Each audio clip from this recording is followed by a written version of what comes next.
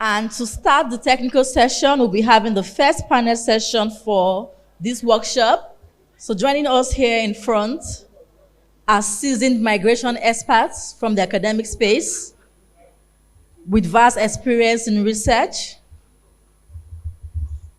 Before I introduce the moderator, I'll be calling the panelists to come forward to sit here. So as soon as you hear their names, please join us, warmly welcome them. So we're also requesting that you please come to the front. For those seated at the back, we are requesting that you please occupy the seats in front of you. Thank you very much.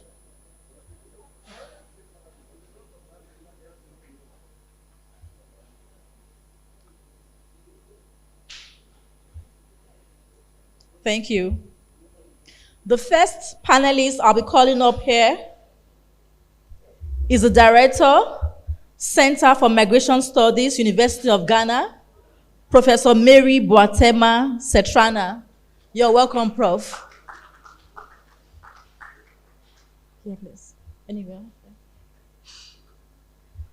Joining Professor Mary here is Professor Tracy Chima Uto Eziaju.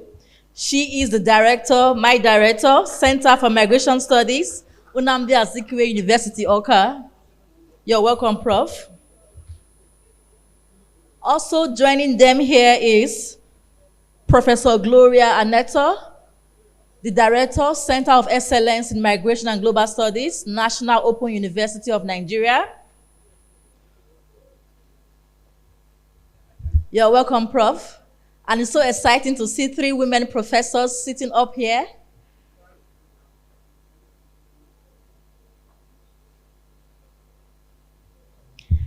And finally, I'll be introducing the moderator, who is the National Coordinator, Civil Society Network on Migration and Development, Dr. Emeka Chris Obiezu.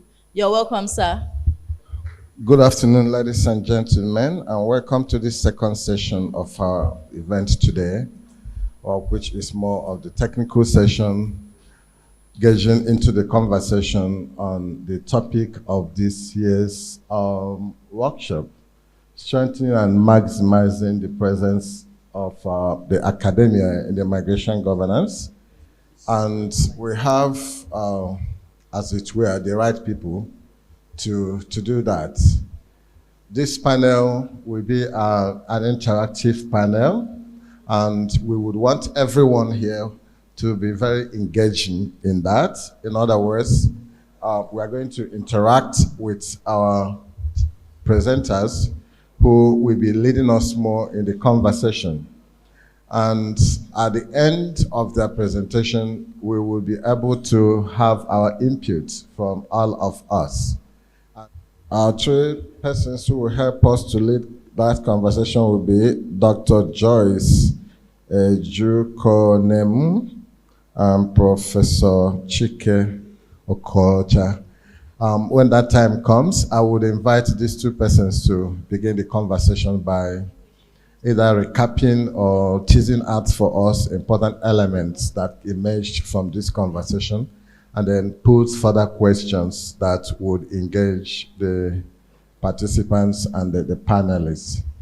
And so the panelists have a liberty of 20 minutes each on the first instance to talk on the topic that they will be speaking on.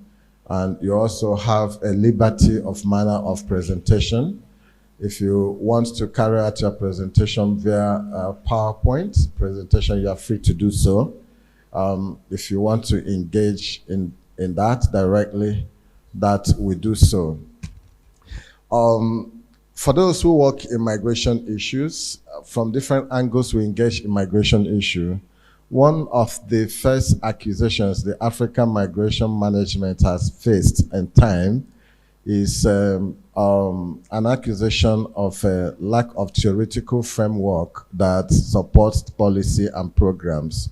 And so many times the accusation is that our policies and our programs are just piecemeal and fast-mail events. They lack qualitative data, they lack academic structured conversation, They become very hearsay, and at that end, well, we are saying that is the reason why many times we don't compete out there. But for those who follow migration, we also know that the academia has been engaging in migration issues in a very long time. I think in that regard, I would also say that the engagement could be qualified as formal and informal. The informal one is the academia doing its real job of researching in any issue at all. And I know some program officers or professionals of migration had engaged the academics in different ways, either as researchers on one issue or to review some policies, and the case may be. But a more formal way of engaging the academia has emerged also, where this academia the academia has been identified as a critical stakeholder that engages in migration governance space. And in this case, institutions are invited to migration governance spaces. And I also know from the Nigerian story that 2017 was a very pivotal age for us, following our national migration dialogue that year, that moved or sought to move actions on migration from rhetorics to practice. And the outcome of that highlighted the need for institutionalizing academic engagement on migration by taking migration to institutions, particularly higher learnings. And this is where suggestions of setting up Center for Migration Studies came out strongly as one of these ways to do that, and also to engage them. So this morning we are sitting at the invitation of one of the outcomes, the demonstration of this outcome, the Center for Excellence on Migration and Global Studies here in the Open University in Nigeria. And we have formidable directors. I don't know whether it is by intentional or default. The discussants this morning are directors of Center for Migration Studies. And I would say, I want to tell Mary, among these three, you are the first. The Ghana Center for Migration Studies in Accra is the real first that I know of. These ones are baby centers. So we are having you here. What we want you to do, three of you want us to help, what you want you to help us to do is to engage this audience by letting us into the significance of the presence of academia in migration governance. If you want to trace historical episodes of that, if there are also some elements of high points in that, that would be beautiful. But speaking directly from your own perspective, Gloria from the Center for Migration Studies, Accra, right? To speak from Ghanaian experience. Of course, I know how much you are engaging in the African and the global space. Pick up from there as well, as much as you can, to tell us what you think the academia has done in shaping migration conversation from their input in migration governance.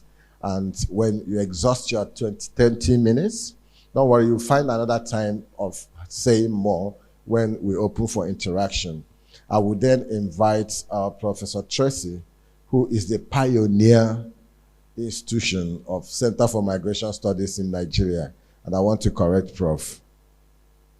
that the first Center for Migration Studies in Nigeria is Nnamdi Azikiwe Center for Migration Studies, which was inaugurated in 2018, August 28 precisely, by the then National Commissioner for Refugees, Migrants, and Internally Displaced Persons.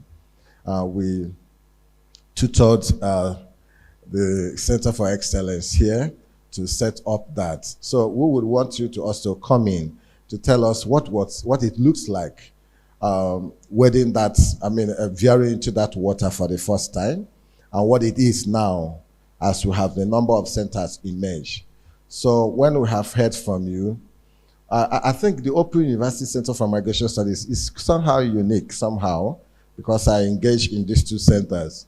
The unique space they occupy now kind of takes it away from the usual Nigerian issue one person starts something, everybody wants to go and do that. And then you don't know where they are, and everybody's like in a pool of water hitting each other. But I think Open University Center for Migration Studies has a little space they carved for themselves. This consistency in maintaining a regular conversation on monthly basis.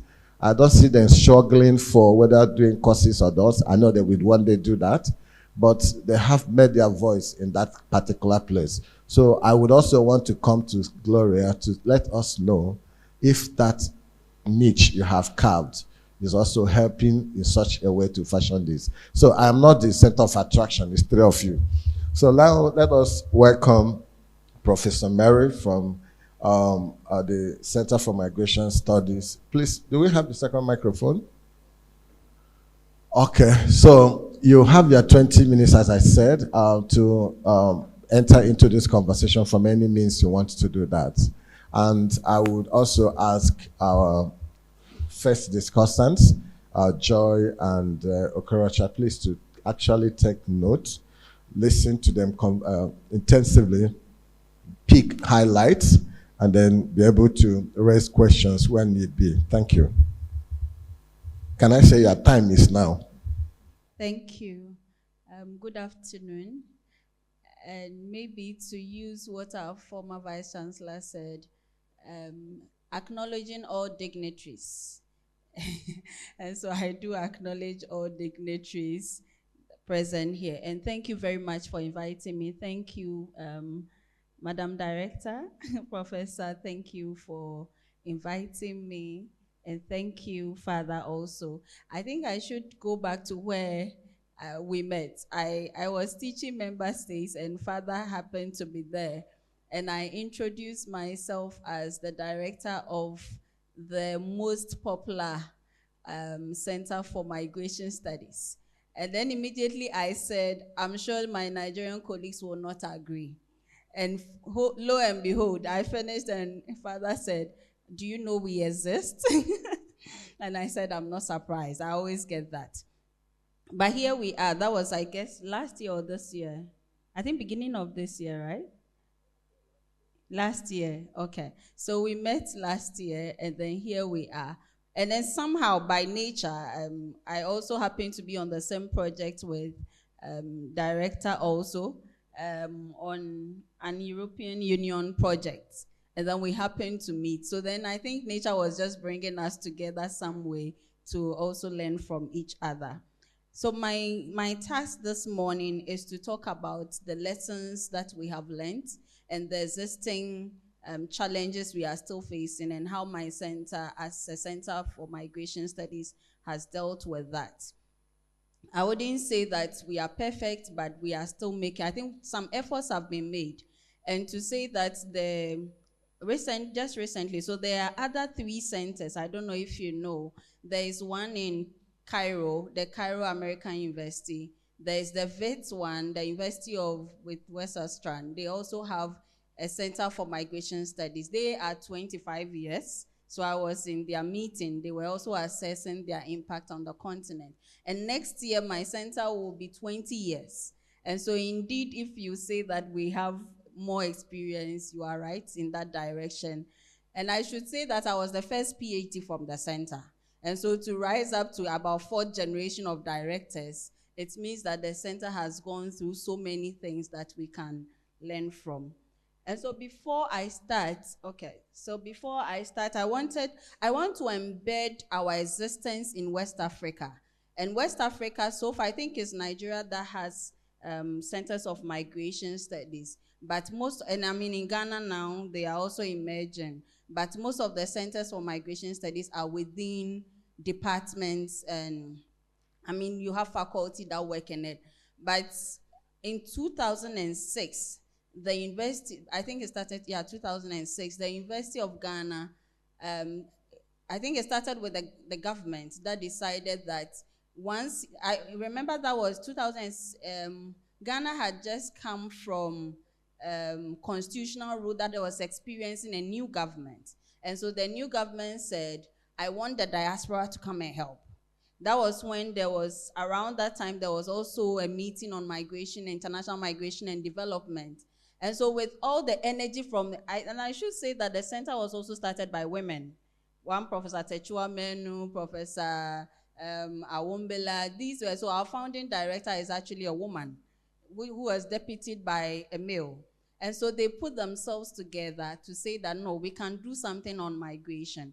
And so one of the famous books is At Home in the World, which was edited by Professor Techua Menu, that wrote, and it wrote on different things. And I also do acknowledge Professor Adepoju. He has been so instrumental in some of the migration issues that we see now on the continent. So coming back to my slides, I want to refer us back to what the continent is, and I want to perhaps keep your momentum and your thirst for the study of migration. So yes, migration defines Africa's demographic and economic landscape. We know that we have active population, we have bulge youth, we have people who are seeking to make it in life. And it's because our population is young. And so it is just in good direction for us to talk about migration. Besides, migration has always been part of us. If you listen to the former Vice Chancellor in his review, we have always moved. And movement has always been a strategy for us. And if you look at the population, about 80% of our people are moving, not outside Africa. Even in West Africa, not beyond West Africa. They are moving from Nigeria to Ghana, Ghana to Nigeria. They are moving to Sierra Leone. They are moving to... Until then, Libya was a hotspot where people moved, not to move on, but a settlement place where people found jobs. Until we started having these chaos and crisis there. So despite the majority, so I want us to forget about Europe now. Let's focus on ourselves. Looking at the impact and the series of movements, I think it is just good enough for us to study migration as a key point and as a key part of our history and our daily lives. However, what does the terrain look like? It looks, looking at the terrain, when you talk about African-led research, it is still marginalized. Most of the migration studies, until more recently, were not studied by us. They were studied by people from the West. And then sometimes, maybe somebody is attacked as then. But then since the days of the Professor Wombeles, Professor Adepojus, Ucho is from East Africa, you could at least see some emergent publications. But I should say that looking at the way migration is a critical part of our daily lives, we haven't published enough. We haven't done enough. And so we need to do more. And so more recently, when I was talking to my ACMS colleagues, 25 years, and they did an assessment. We found that in that assessment, when it comes to publication of migration issues, most of African scholars are publishing experiences. The theoretical debate, we are not there. We need to think about how to make our voices heard beyond just the empirical experiences, to also speak to the theoretical compositions in the continent. And so I have this one I call the conceptual foundations. What are the conceptual foundations? We've realized that in most cases, even where we come in, and this one I'm talking from practical experiences, where we come in as researchers with Western partners, we are usually the data collectors. So they contact us, can you work with us? But we are supposed to go to the field, get them the data, until now that we have fought, they were not adding us to even the publication. So it meant that we were good data collectors, but not good enough to write papers with. And so when it comes to academic visibility, beyond the fact that we are counting how many publications we have, which of our journals are in the high impact factor journals, we also, it's the writing. If it's not from you, then you need to think, who is setting the agenda? Is the agenda from us? No. Who is giving the money? Is the money from you? So definitely who has power has to set the agenda. And then we end up kotoing whose voice is being heard. So if it is not co-authored by you as the lead, then definitely you are not the voice of the issue. And so when it comes to academic visibility, beyond the numbers, our voices are limited. our contributions are limited, and this is something we have noticed. In terms of theory and methods, and that one, I think I'm also a victim, although these days I force my students, if you bring your thesis and you cited none of my papers, none of the papers of the other lecturers, you take it back. I will not look at it.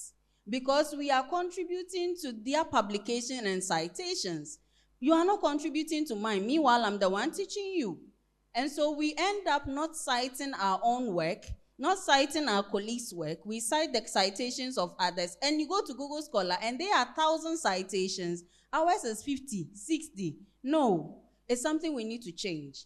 It comes with theoretical positionings. Everybody is reading De Haas, and I'm sure it's the same. Everybody is reading Bakewell. We are not saying it's not good. Have you read Adepoju enough? Have you read Setrana enough? Have you read all the other people enough? Have you looked at Magubunchi's systems theory enough? No. We rely more on what is given to us from the West, and that impacts the way we teach and the way we think and the way we write. So not only that, we need to rethink. If you look at the West African migration context, our borders were not created by us. However, we have lived with it, and we are now even perpetuating the inequalities of those borders. How can we think differently? We need to think differently to ensure that what happens, our migration is not an exceptional issue. No, it is an event that is continuously, and it's a way of resilience of building our livelihoods. And so if we see it as an exceptional event, that is when we kowtow and also align ourselves with the Western ideologies of everybody is moving out. We need to stop them.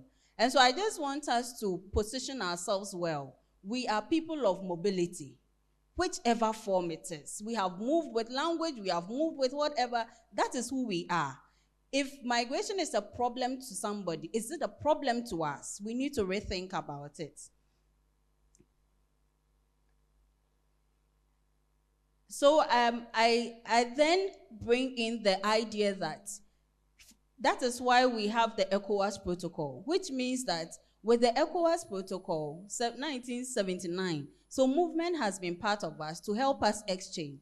And so collaboration is important to know what is happening elsewhere and what is happening in other places. And so that is where the Ghana's experience, from where I sit as a Center for Migration Studies, and I'm the 4th director, so at least we have something that we can share. What has built us? What has built us has been institutional collaboration.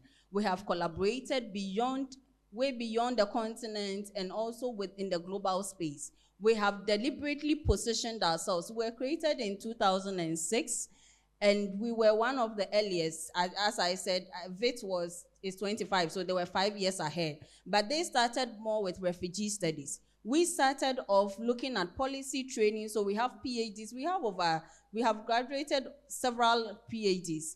And then these are people in diplomatic positions. They are in high-level positions. We also added policy to our job. So we do policy research. And so I tell myself that I couldn't be any other lecturer because I have to be a fast-moving lecturer. Migration is fast-moving. So if you don't move, the people will move, the students will move, and you'll be stagnant. And so because of the nature of the migration, you have to always be researching. You can't take yourself out of policy because migration without policy and research is no-go area.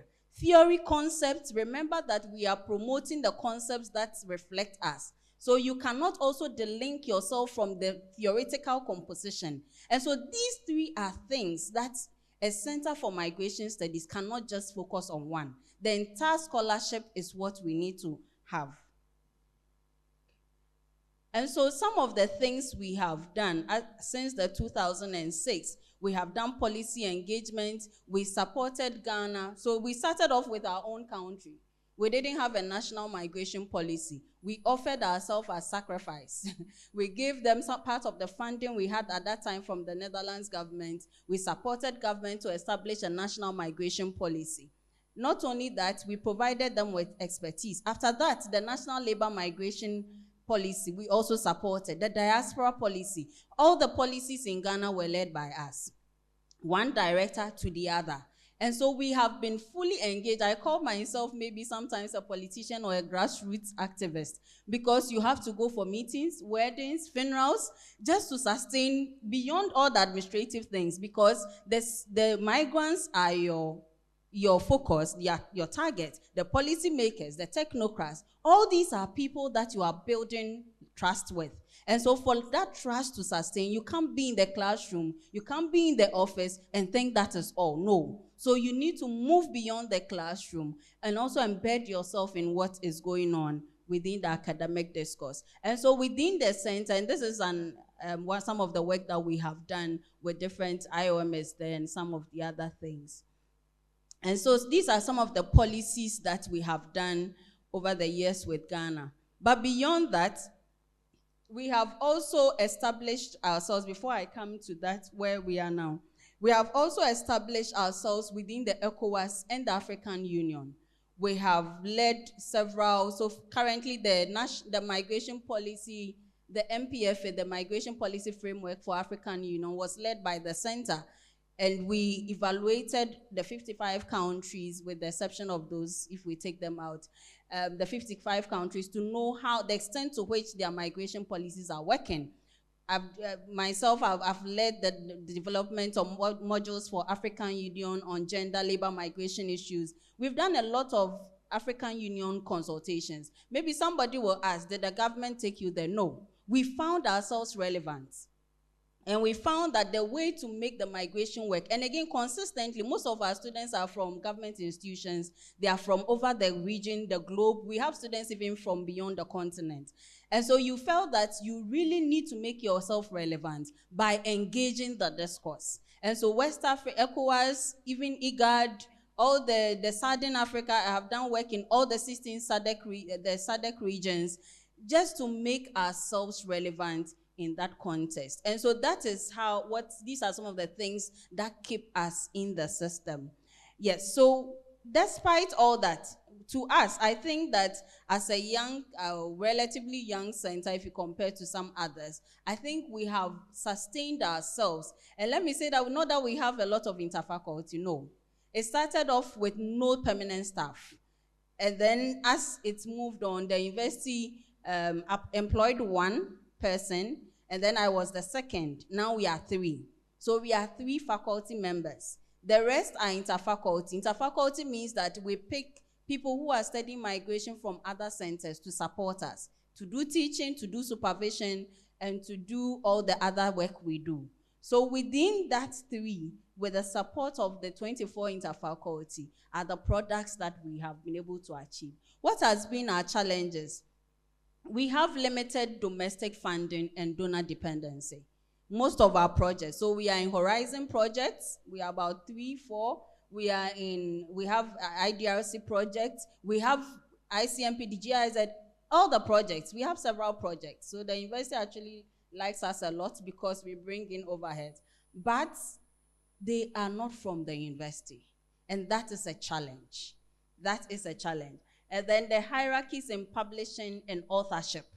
So, but I should say that, I don't know if I have to add that. In doing that, we have been able to manage the space. The fact that there's a proverb I always say in Ghana, the fact that I don't have money doesn't mean that I don't have something to offer. So you have the money, but we negotiate. I negotiate to the extent that I have to find myself relevant in that negotiation. Otherwise, I don't take the money. And then looking at the credibility we have built over the years, attached also to University of Ghana, you can't go away if I say that let's negotiate. And so yes, there has been challenges with that, the part of the funding, but we have always found a way of penetrating our ideas into it. And then the hierarchies in publishing. No, you can't get me there. So if you publish, it's difficult. I can't speak for myself and my center alone. But usually when you are a data collector, they analyze the data even without contacting you. So you don't even know what is going on. The best they can do for you is to become the last author, the middle author, or whichever author they want to give. And I think most of the time, because of the stress of work we have, so we don't even mind where they put us. We may not even mind not reading it. But I think this is where the visibility lies. trying to push through the hierarchies, push through the power so that your name can be first or at a good and a reasonable place. And then inconsistent migration data across countries. So it's difficult to compare data. So we can collaborate, but comparing data is difficult, even at the African Union level. And so these are some of the challenges that also our existence is relevant, but we haven't achieved much because it is difficult. That's why I talk about conceptualization. We can't ignore that as academics. And then institutional capacity gaps and teaching burdens. You haven't started with teaching. I mean, I'm talking about Madam Director Gloria, but we teach. Right now, as I sit here, I have about 19 applications of PhD I need to do. So we teach. I have over 23 students that I supervise, PhD. So I had to the extent I had to create a platform. So I call it Mentees Platform because that was the only way to survive the system. But remember, our universities pay us for teaching, not for research. That is why when you do research, they will put your name there that you should receive something. So you can't also ignore that teaching part and the supervision part. I think supervision, we are not even paid. You have to apply, and that takes a long time to apply for it. And so then your core mandate becomes the teaching, which you need to deal with. So the overteaching burden will make me say that, oh, just put your name there and I am fine. And then theoretical marginalization of African epistemologists. I mean, how to bring the African perspective also into being. Please, how am I doing with time? I'm almost done with 2 slides. That's fine. All right, so some of the things that I think I can share, which we have made progress with. One, we have several projects. Yes, it's good, but like I said, you need to negotiate. Don't just accept it. Negotiate so that you can be relevant in the project. There are projects that maybe I was not even part, but once you bring it and I negotiate, you will find me up there. We will be up there co-managing the project. We will end up like you. So whatever you receive, maybe the money part, no, because their standards of living are high. But when it comes to things like publication, access to data, you cannot have me. And then money due me, I have to take it because that is what, sometimes they don't understand why they are paying us. But I tell you, I'm paid for teaching. I'm not paid for research. So the university even allows me to go that extent. So the models are different. I don't know how it happens in Nigeria, but in Ghana, at least the university has a whole research system because they also build on the money I bring to also run out other programs. And then the CMS model, which I said we combine education, research, and policy. That is key for us. And then we negotiate and we also work with all the international partners and the regional blocks. Knowledge dissemination, open access is still a challenge. We don't have migration journals. We don't have as a center. We have not put it part of our agenda, but going forward, that's something we need to do. But of course, the challenge is that universities also recognize high impact factor. When are we going to get there? And then the fostering South-South and intra-African collaboration, which we haven't done much. So I think this platform is also good to bring us together. And then innovation methods and thematic focus.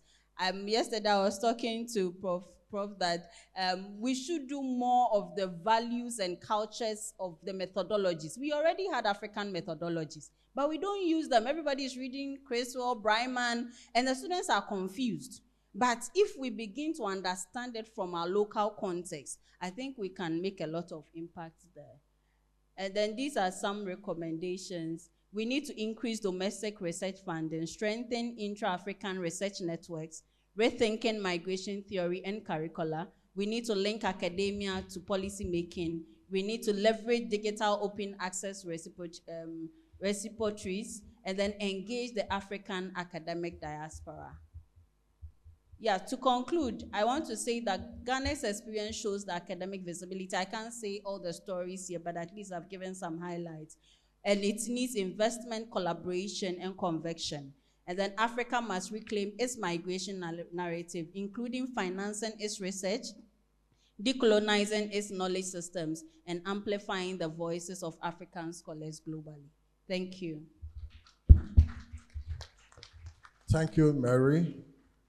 I got caught up. I didn't even know how to stop you. It's just that my timer tells me it is time, but you didn't go over time. You are still 2 minutes to what I gave you. Oh, okay, that's good. So I think everyone here who listened to her must be excited listening to the great experience of Ghana Center for Migration Studies and the impact it has made so far within these 20 years in navigating the academic space in migration governance. I was discussing with some colleagues on African platform, and we said that one of the easiest way for African scholarship to claim African space in global arena is migration. You know, if we cannot tell the African narrative of any other issue, it must be migration. Because the impact of the Western or non-African dimensions of migration narrative has adverse effects on Africa. And it becomes very difficult when our policies are also framed around those narratives.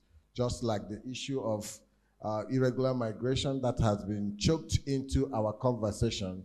Anytime African migration has to be discussed, if you cannot get audience unless it is on irregular migration, and the fallout of that is return and reintegration. So if you're not saying anything around it, even when you're writing proposals, if you're not building anything around that, it doesn't seem to be what they call on the point. So, but we need to do that. And one of the challenges you said I think we have to do is to claim the ownership of that space by funding what is our narrative. So we can get all the support from our external auditors, external partners. But if the institution does not own it, then it is difficult. I hope that the Center for Migration Studies here, who has the backing of state funds, would maximize that opportunity to say the Nigerian migration narrative the way it should be said, without looking at what the donor interest is. So this is how, I'm not saying what the other Professor Joy and Okrocha would say, but just to tell you that what you said right now has set up on this conversation. Thank you so much for that. That 20 years experience is not in vain, and the path you have navigated also is indeed a path that we are proud to tread. And then that leads me to the Nigerian Pioneer Center for Migration Study, how we have had the Ghanaian experience. Let us hear from your own perspective what it has been birthing the Migration Center for Studies, Center for Migration Studies in Nigeria, and then also collaborating within Nigerian migration space.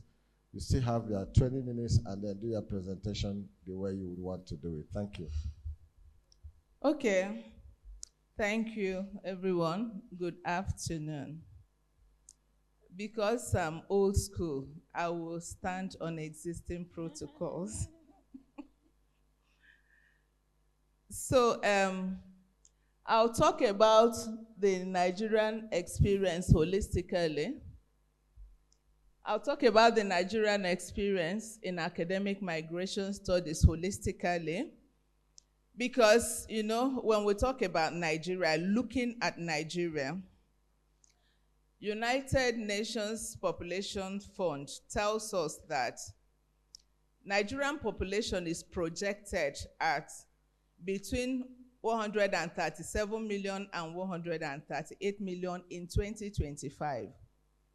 And more than 70% of these are constantly on the move, crossing communal borders, crossing town borders, local government borders, state borders, regional borders, continental borders, international borders. And as we cross, there are trends and patterns which need to be captured. And so, when we look at all this and we realize the fact that migration is your right, it's a person's right, but the important thing is to migrate right. We know that in Nigeria, Nigeria is a migration hub. Nigeria is also an academic hub. And so inevitably, the two must meet. migration, and academics. And so we discovered that for a very long time, Nigerians have been studying migration, but at individual levels of engagement. But between 2017 and now, 2017, when the talk began to establish the first migration center, which is the Center for Migration Studies at Nnamdi Azikiwe University, and now, many migration centers have been set up in Nigeria and domiciled in universities. The Center for Migration Studies at Nnamdi Azikiwe University, the Center at University of Abuja, the Center here at Open University, the Center at Nasarawa State University, the Center at Lagos State University, and many other centers. So that Nigerians are beginning to engage migration from the perspective of the academia, with the core mandate of teaching, research, and advocacy. So the question is, what has been the experience? What has been the experience of academia in migration? We have come a long way. We have come a very, very long way, because what we are looking at is that academics, scholars, and universities, as I've said, we play a very vital role in promoting migration studies, of course, through various engagements. And that engagement, they all stem from the core mandate of teaching, research, and advocacy. So if I look at what we have been doing in the Center for Migration Studies over these years, we are looking at research, we are looking at knowledge production, we are looking at knowledge dissemination, we are looking at data collection, evidence-based data, because that is what the academics is all about. So it's now a question of bringing practice and theory together to do what? To facilitate the holistic engagement in Nigeria.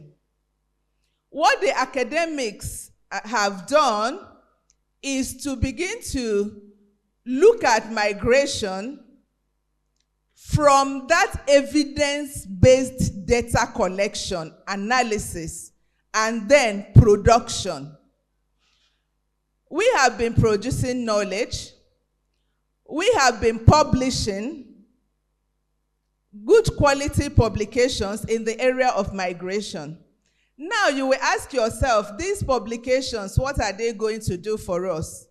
Now I will tell you, there was a project that we collaborated with ILO to carry out a project on fair recruitment. You know, they did that program on fair recruitment, and it was the Center for Migration that capped that project. And part of that project was we held a series of workshops, capacity building, train the trainers workshop, and we engaged private employment agencies in terms of labor migration and fair recruitment. And part of the product of that project is to do a special edition of our Journal of African Migrations.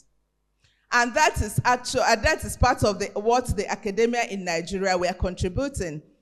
We have a Journal of African Migrations. Open University has the International Journal of Migration and Global Studies, and others are coming up with their journals too. So we are now doing academic dissemination of what they are doing in practice. And this is giving us wider coverage. In terms of dissemination now, migration is not just talk now. It is both talk and academics. People are reading about it.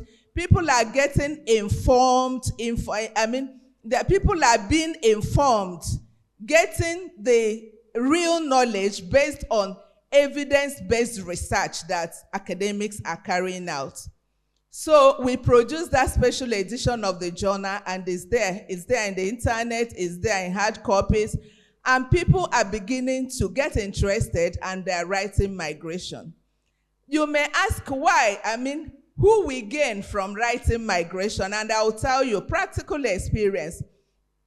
For the past 3 years, our postgraduate students, I'll still come to our academics, our postgraduate students, some of them carried out researching into migration, as migration is being interfacing with film production, interfacing with this and that, and they looked at how Nollywood is projecting migration in Nigeria. You know that feature films are watched by everybody, but documentaries are kind of high class. They are funded by foreign agencies most of the time. Most of the time, they are not in the public space. You may need to subscribe to watch some of them. Some of them never really get into the public space. Documentaries tell you the real story of irregular migration. Feature films, they glorify migration. They tell you that migration is a quick patch to hunger. So that in Nollywood films, you see a total riffraff in the village. He stays there, he decides to migrate. He sells his father's land, he leaves. After 3 months, he comes back with riding the most expensive cars, throwing money all over the place. And so all the young men watching that believe that migration is a quick patch, that is your shortest cut to wealth. That is, they do not have info. So they all want to migrate. And what is the resultant effect? People begin to move on foot through the Agadez Strait, through the Sahara Desert, trying to get to Europe on foot. And many perish.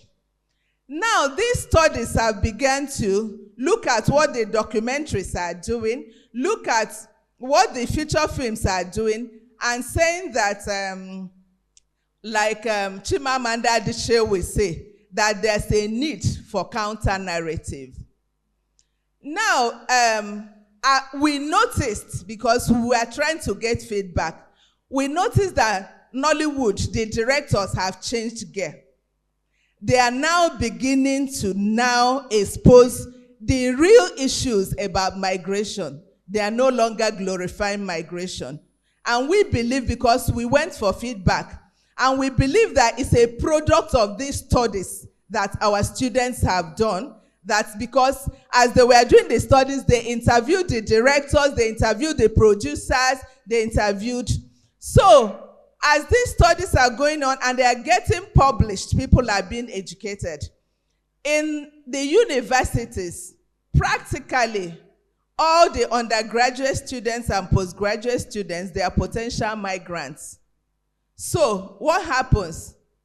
They need to make informed decisions. And they cannot make informed decisions if they do not have the right information. So when we have been doing the research, we have been doing the dissemination through our journal publications, through workshops, through conferences, panel discussions, and even film clips. We have film clips that are products of our workshops, which are out there in the social media. And it's a form of dissemination.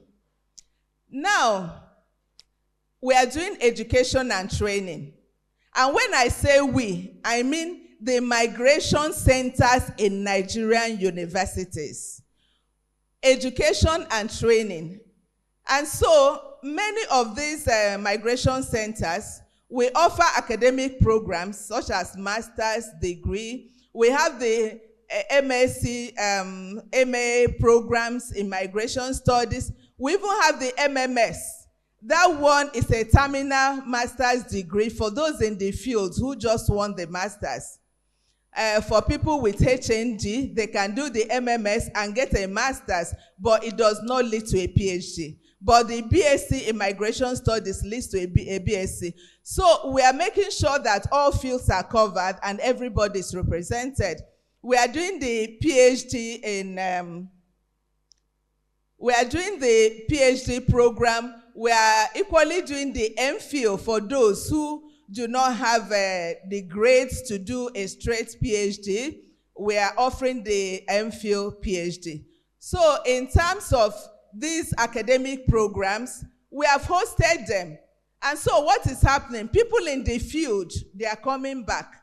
Many people who are working in the migration field, and we made it in such a way that no matter your discipline, you can get the master's. You do not need to do a PhD as long as you are out there in the field. So people in the migration field, many of them have done our masters, many of them are doing our masters, and it is helping them to climb up the career ladder. And many of them have joined the PhD, they've enrolled in the PhD class. So we are equipping those in the field with academic skills. And we are also equipping migration experts, migration professionals, all those working in the migration fields. We are all equipping them academically while they also have the field experience. And we are out there in the field in terms of networking and collaborations. And then we are collaborating with ourselves.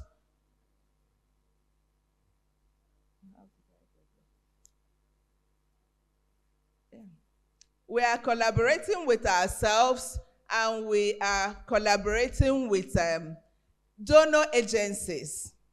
You see that we have many. I mean, if you go to the internet, you will see reports. These agencies, they carry out projects and they have reports. But these reports, some of them do not possess the kind of evidence-based data that academic research gives. And that is what we are insisting on doing. And that has endeared us to our collaborators so that we are getting more partnerships and networking with agencies. We have worked with GIZ. We continue to work with GIZ. In fact, in July this year, GIZ came into our university. We wrote a proposal saying that our students need to make informed decisions about migration. They want to migrate, but they're ignorant. And so GIZ came in, did one-on-one counseling for our students. They were counseling 350 students per day, and they carried out this for 4 days. So at the end of that counseling, they were able to counsel 1,400 students in 4 days, giving them the right information about migration. If you want to migrate, do you want to take the educational route? Do you want to take the work route? Do you want to take the other route? Is it the skilled work route you want? So these students are now well informed. And we limited it to final year students, the ones that we know, because we intend to be doing it annually. So this year is the final year students, because as soon as they graduate, many of them may not even wait for the NYSC, they'll just jabba. So what have we really been contributing? You see that the agencies before now, it's like the moment the academia came into the game, the agencies before, I think they are now wondering, what have we been doing without the academia all along? Because we are now working with IOM, we are working with ILO, we are working with GIZ. They now have projects that we say, we want the academia to handle this project. Because we know that you are really going to go out into the field, use the right test and measurements, bring evidence-based data, and do the analysis, and give us a scholarly output that, one, they will be able to disseminate, and then, of course, we are going to give them strategies for implementation, because we are going to follow up, and there will be outcomes, and we'll give them strategies for the implementation. So the academia in Nigeria, we have come a long way now. We are, of course, we belong to the TWG. we were part of the review of the national policy, national migration policy. The national migration policy of 2015 was reviewed and it was validated this year. The academia were critical members of that committee and contributed a lot, and the gap was obvious. There was that lacuna which the academia filled. Based on the evidence-based data that we have been collecting, we were able to impute, based on new trends and patterns, the national migration policy is greatly improved. The new one, it has gone to the National Executive Council. So we are imputing a lot, and we are training professionals because we have short courses.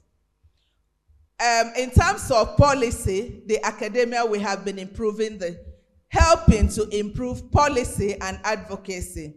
When we did that ILO project, part of it also was to write a code of conduct for private employment agencies.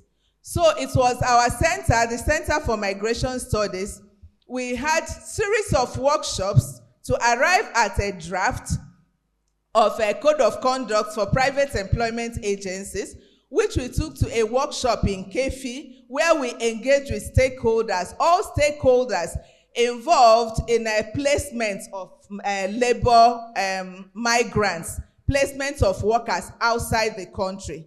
All the employment agencies and government agencies that are involved, and there was input. And then after the input, the policy, the code of conduct was perfected and submitted to ILO. So we contributed to policy development. And of course, we are contributing to, we are doing advocacy also in terms of policy implementation, engaging the media. And you know that in the university, we have all these arms. The media are there, the mass communication, they are there, the film department are there. We have also, we engage.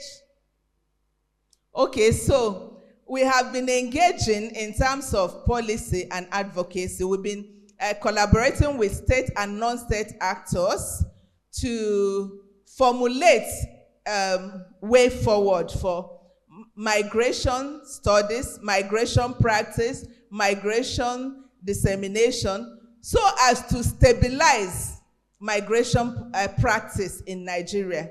So that though Japa is real, yes, but you will now see people migrating based on informed decision, not just based on hearsay or on trend or on that. And then, of course, through studies, we've been able to get the patterns and trends and put them together. So, thank you very much. Thank you. Thank you. You know, when you have to deal with Nigeria issue, you should not be given time. When the issue is about Nigeria, there will be no time, because before you finish sketching the map of the Nigeria already, and then before you place their issues where they are, I just wish this workshop would have been 3 days at least, so that we will not be at any pressure. Center for Excellence on Migration and Global Studies have the capacity to keep us here for 1 week as much as we can. Thank you, Professor Tracy, for also not just narrowing your presentation to the Center for Migration Studies in Nnamdi Azikiwe University, but veering towards the entire contribution of the academia within Nigeria migration governance. I think something that jumped out from what you said, also from experience of being in that field, is that for a very long time, the Nigerian migration space has always suffered from this issue of expertise. Mary alluded to a number of African scholars who are experts, not just within the academic space, but also in professional space of managing migration. Names like Adopoju and all the rest, and the Linda Ochu of Kenya and every other people around. But within that space, we still find that if there's any issue, whether scholarly review of a thing that needs to be done, an expert has to be brought to Africa to be able to guide us. And the first thing you will see in the proposal is lack of local experts to justify the reason why you have to bring an international expert. But you highlighted, and I marked it out very well, that what the centers in Nigeria are doing is to develop local experts. And in the reviewed migration policy, under the mobilization of resources and other mobilization of resources in particular, one of the things that we are couched there is, in terms of personnel, local experts must be first sought before external expertise could be also sought out. You know, for those who participated in migration governance, there is this word that Alex used to say every time: homegrown, homegrown, homegrown. The issue has to be a homegrown expert to ever lead us. So I am happy that your center is doing that a lot, and that we are also engaging with the communication department or media to couch the story. 2014, there was a kind of documentary that was funded by the Swiss Development Agency. It's called The Missing Step. You know, the missing step supposed to be a migration narrative of Nigeria moving in. But at the end, when the movie came out, it was more about showcasing the challenges of migration in Sweden and in Switzerland, and blaming it on Africans and Nigerians in particular. So that's the kind of bobbing your head without you being there that you are suffering when these people come in. And what I also pick from you, which I think helps us to drive home the migration management in Nigeria, is the visibility of academia in the governance spaces of migration. Not just that you sit in the classrooms or your research desk to produce these reports that either review existing documents, but that you are also being present in that places where the policy discussions are held. You know, it makes a great difference to ensure that the right tenses are used even. Because at the end, those policies will still showcase Nigeria as the case may be. So even if that is only thing we add for being in the space, I think it is enough to do that. You know, so having listened to that, let's zero home now where we are. Our host, Professor Gloria. I think you are the second. Are you the second director or third? The second. You know, so not everybody here is not the first. That is number 4. I think you are number 2, and then number 2 too. You know, how is it wearing this shoe? Unfortunately, Tracy did not tell us more of any challenges. I think Unizik is well placed. They don't have challenges.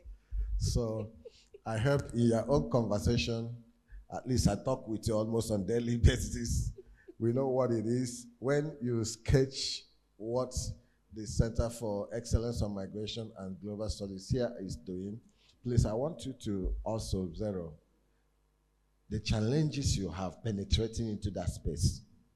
The challenges in particular penetrating into that space. Tracy talk about how they work with donors, as if to say if you just call them, they will form. You know, how you work with government agencies, as if to say you just tell them we want to come, they will come. And many times, okay, I think Alex, okay, I think APC, those are the few government people here. So thank you, Prof. Gloria. Can you take us through the Center for Excellence on Migration and Global Studies, what it is to be in this space? Thank you. Yeah, thank you very much. I want to appreciate the speakers before me for doing a very good job. And I want to tell the audience that the moderator put me on the spot. So you won't be surprised if you're not seeing any PowerPoint or anything. Just 5 minutes to the time, I occupied this seat. So, but I'll try my best to say something. Now, how has it been occupying this space? Let me start by saying, from the start, I met with repulsiveness occupying this space. And the reason is, I am in the health profession. And if you look at my colleagues, I'm sure none of them is in the health profession. And everyone thought, what is a health person coming to do in migration? She cannot perform. But like those of you who were here when you heard the Vice Chancellor today, he said they brought 2 names and he chose me. So I would say that God chose me for that mission. And I knew and I thought, if God has said it is right for me to come there, all the things I need to excel, he will grant unto me. And I would say, it was very rough at the beginning. Very rough, because I didn't really know who to meet and how to navigate, but I was determined to succeed. And I met this moderator as one of the first persons I met in the migration space. And I told him, I said, I heard you are very much neck deep into migration. Please hold my hand up. And he was very kind and held my hand up. And I was also willing and ready to learn. Because some people, you may want to hold their hand up and they will slip the hand and then you have to let go. But like he said, there's hardly any day I don't have a call from him. But let me tell you, it's been so interesting coming into the migration space. Very interesting. And I knew that my predecessor spent just 18 months as the pioneer director. And I have spent over 4 years now here. And being here, I decided that by God's grace, will take migration to places in this university. And God has enabled me to do that. Last year, which was first 2 years, I was navigating. It's like you are in a bush and you don't know your way. You were navigating and I was seeing way, I was seeing vision. This is the way to go. And I know that I met something on ground. We had a journal on ground, which was very good of the pioneer director. Started that journal, what we call International Journal for Migration and Global Studies. It has an online visibility. As you are sitting there now, you click, you see it. So this director was able to produce that volume 1, issues 1 and 2, twice a year. And I took over from there because what were the contents of this journal? To tell people come and publish in a new journal was not also so easy, because 2 things I met on ground: the webinar that they were holding then, and this journal that has started with issue 1, which is now today in volume 5. Issue 2 is in the making. Right, I didn't let any issue go by.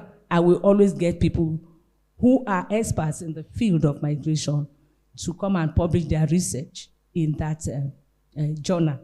And the webinars, initially we were holding it weekly because that was what I met on ground, holding the webinar every week, because this center started during COVID, February 2020. That quickly reminds me, let me tell the moderator that what the Vice Chancellor, Professor Abrala, was saying, that this is the center first sponsored by TED Fund as a center of excellence in migration and global studies. Nobody can contend that with us. Yes, Nnamdi Azikiwe started before us. Everybody is older than now. Now it's just 5 years old. But then we, Center of Excellence in Migration, had a seed fund from TED Fund to begin. And when I mean seed fund, it was just for 1 year, and that was the end. And the remaining years, the university tried sponsoring this center. And it was not easy since I didn't have much financial input to the university. But we kept working.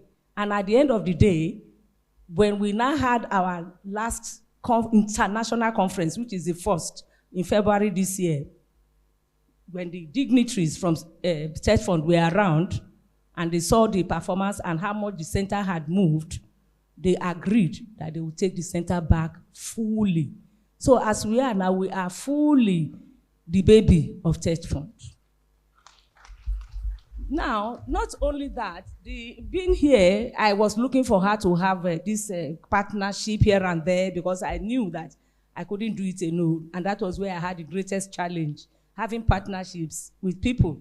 Of course, the moderator was the first to receive me. So I'm a partner of this moderator, the national coordinator of Civil Society Organization of Nigeria. I was very happy. I knew that if nobody will take this center, he was always ready to take us. So we really owe him a lot because he has been very kind to us in the center.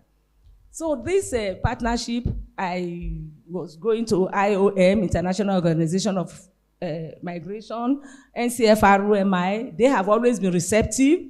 The one that the chairman was supposed to come from there today, but was represented, and some other groups.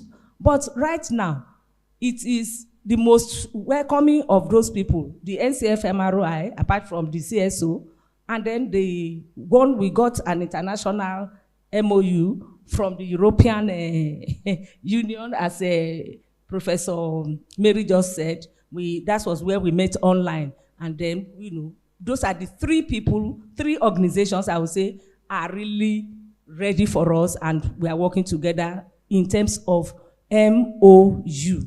Officially organized and recognized, partnership. Of course, others are there, and we have written to them. We are trying to move on.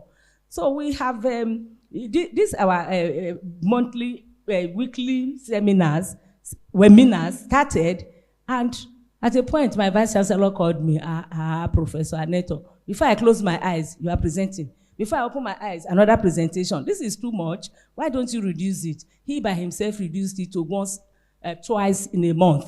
And twice in a month, there was no day that I lacked presenters on my platform. And he still got there. He became tired of seeing me twice a month and said, look. The university will have so many platforms, and they are all doing it monthly. So you have to also be doing yours monthly now. And I have been on that in the last 4 years. There is no day that we missed any presentation, to God's glory.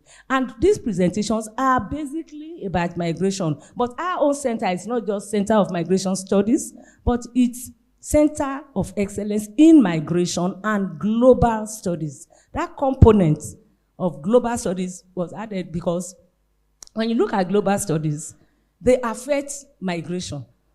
I mean, when you look at components of global studies, we are talking about environment, talking about so many other things globally that affect people. Of course, they affect migration, and migration also affects them. So they were put together. Of course, I didn't name the center, like you hear today. It was named by our vice chancellor that the center started in his tenure, Professor Abdallah. They named the center, but we try to keep our, so that in our publication, if you have any global issue and can relate it well to migration, it is welcome. And if you have migration issues that you can relate to global studies, it's welcome. So we have been on, but the challenge has been, of course, now I think people are not talking again that she came from medical background, because I am a public health educator. And I started with nursing early in life. So I'm purely from medical environment. But I tell my VC, I say, public health, which is my major, I'm a professor of public health education, that it is very much knitted to migration. They are inseparable, because when you see when you hear public health issues, mental health, and what have you, everything you have there, they have a way of being related to migration. So it's been myopic when people feel you are in one discipline, you cannot perform in migration. And I say migration is for all. It affects every human being in one way or the other. It's ability to be able to relate and bring them together and, make a good sense out of what you have. And I tell my colleagues, in whatever discipline they are in the center, please just relate it to migration and you have it. Because everyone seated here has migration related to them one way or the other. Like the professor was saying today, he's a migrant. We are all migrants. I don't know how many of us came from Abuja. Even within Nigeria, we are migrants. I am not from Abuja. And I am here, seated in Abuja, and so on and so forth. So we have so many. But right now, the greatest challenge I am facing right now is to be like this, my colleagues here, in terms of having migration programs in the center of excellence. You know, there is a lot of bureaucracy in every system. You have different bureaucracy. The university is not so ready yet to have the center of excellence in migration have migration programs. We had said we wanted to have what do you call it, a diploma in migration studies. We want to have a professional masters in migration. We want to have academic masters in migration, which eventually should dovetail into a PhD program in migration. But it's a very big battle since 2022 that I started this proposal. But I know it's going to come to pass. I'm convinced it will come to pass because I am not relenting in making sure that even when I'm no more in the center, I will still, from afar, still fight that war, that migration studies should start in this center. It has not started in the center yet, but we are moving far.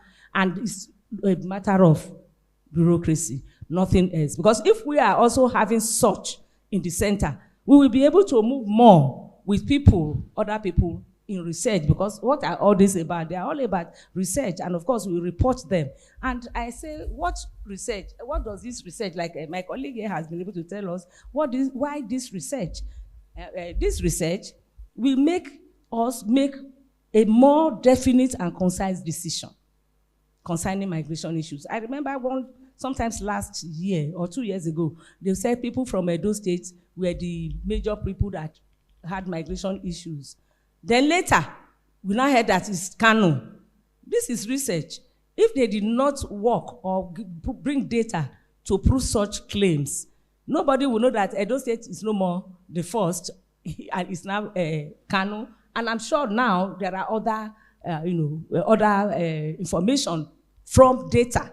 So we need data. And the purpose of this workshop is so that all of us here can collaborate and take it even beyond Nigeria. And this National Open University of Nigeria is an open and distance learning unimodal university and the biggest university covering the expanse of this country, Nigeria.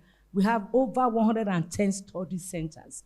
Nigeria now is a big institution, just beyond what we are seeing here. Every state capital in this country has the presence of now. Communities have the presence of now. So with that kind of institution, we can really get places, and the aim is that we should get beyond Nigeria, and that is why somebody from Ghana is here. We want to cover ECOWAS so that we can do research, collaborate, not only talk about Nigeria migration, but West Africa, which will dovetail into Africa, and it becomes a global information. So we are planning high, and I'm happy for today, because I know that it will not end here. We are going to brainstorm, we are going to do more, and come out with very articulate, facts and figures to run academia to come and be very visible in the migration space. My own observation when I started coming to TWG, I noticed that the academia there were just like 2 or 3. Uni Abuja did not start before us. We started before them. I want to correct that.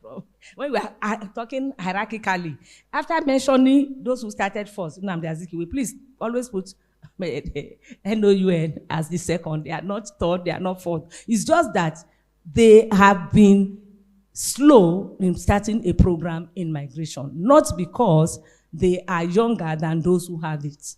I'm just trying to explain that here. So when I was going to the TWG, I noticed that when you look around, I see only 2, 3 maximum academia present. Everybody is the field workers, but where are the lecturers? Where are the professors? Where? But now, the last one I went, at least I saw so many and I was happy. I said, okay, this is a professor, that's a professor. We want more of it so that we can come together and do more meaningful research and bring out things that will help the migration space. Because when we do research and have data, because data is everything, and we interpret them well, and let it get to the source. I remember, if the moderator can remember, the first time I met him, I told him, we had a webinar in my site and we talked about the policy. Policy of 2015 is due. And we had a round table online, and the discussion was about policy, Nigeria policy, and how to review. And we wrote a communique, which I gave to the moderator, I gave to Ambassador Udida, and Foreign Affairs that time. I said, this communique is from National Open University of Nigeria. That's what we should be doing. We should be in the forefront. People should listen to us because we have what it takes to explain, what the academia is doing in the migration space. Well, because like I told you, I wasn't prepared for this talk. I'm not able to talk much, but this little I have said, I hope you got one or two things from it. Thank you. If you weren't prepared and you finish your time, I wonder what would have happened if you prepared. We would have used another person's time to complete that. Thank you, Professor, for putting that voice of the Nairu Center in this conversation. And I am also very happy and proud the way you are specific in putting the things right, hierarchically. I'm talking to Professor Tracy. It was not me, or it was her. Hierarchically, if we want to state the history of migration centers in Nigeria, it is Center for Migration Studies, Nnamdi Azikiwe. It is Center for Migration Studies, Open University, before you call Abuja. Are you following?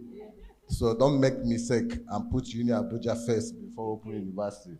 It is not true. What is true is that Open University is second, and you remain second. You can't change history, so you remain second. I was also happy, as you proudly said, that this center has been taken over by Third Fund. And as long as Third Fund continues to exist, we know that the center will continue to exist. I am happy about it, not just because, can we turn on my own microphone? Okay. At that point, yes. Okay, it's okay. So, I can't de-emphasize or overemphasize this issue of funding and its role in managing your perspective. Those of them who have used foreign funds to do this work will tell you how much pressure it is for you to maintain the donor's intention and then be able to state out what you are doing. I'm actually editing or working with a group on a survey, and just this morning as I was coming here, they sent me something to say, this 2.3 needs to change because it might not put the donor and the government on a good face. And I just put a big laugh. And then they called me, okay, why are you putting a laugh on this? I said, I've said what I've said in that 2.1.3. So if you people have issue with that, go and deal with it. Because the issue there is that they say he who pays the piper detests the tune. So if Open University in its commitment to this center would also leverage your capacity to initiate and lead proposals and projects that are specific and also local, I think it will go a long way to help us to push inwards. And that goes to what Professor Mary said before, that we do not necessarily have to wait for people to come to us to do something. We take the lead, right? Like you did in your first communique to say this policy needs to be reviewed.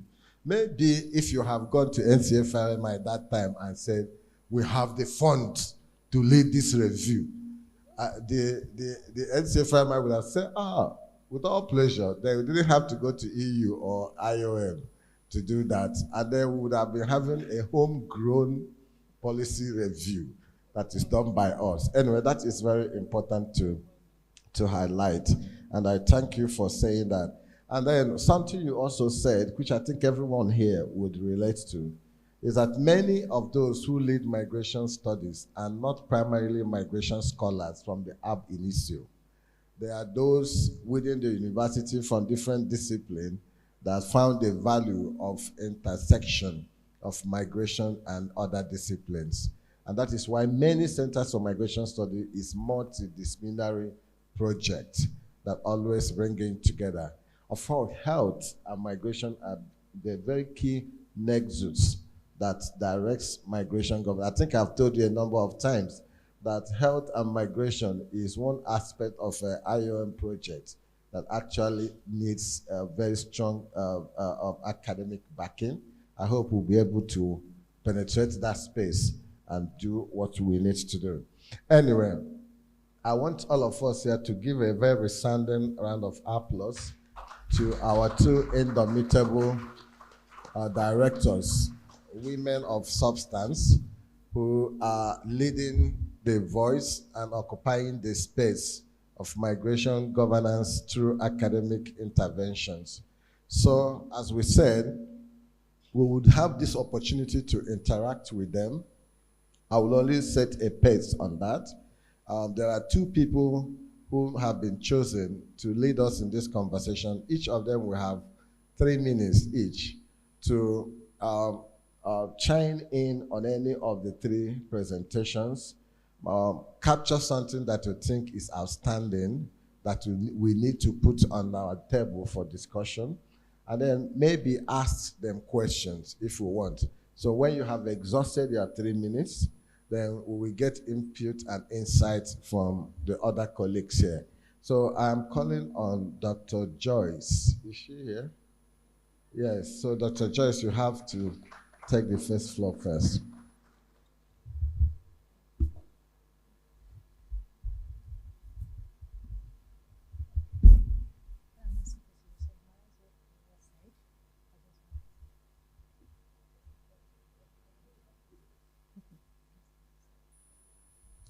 Thank you very much, sir. I want to thank all our presenters for this presentation.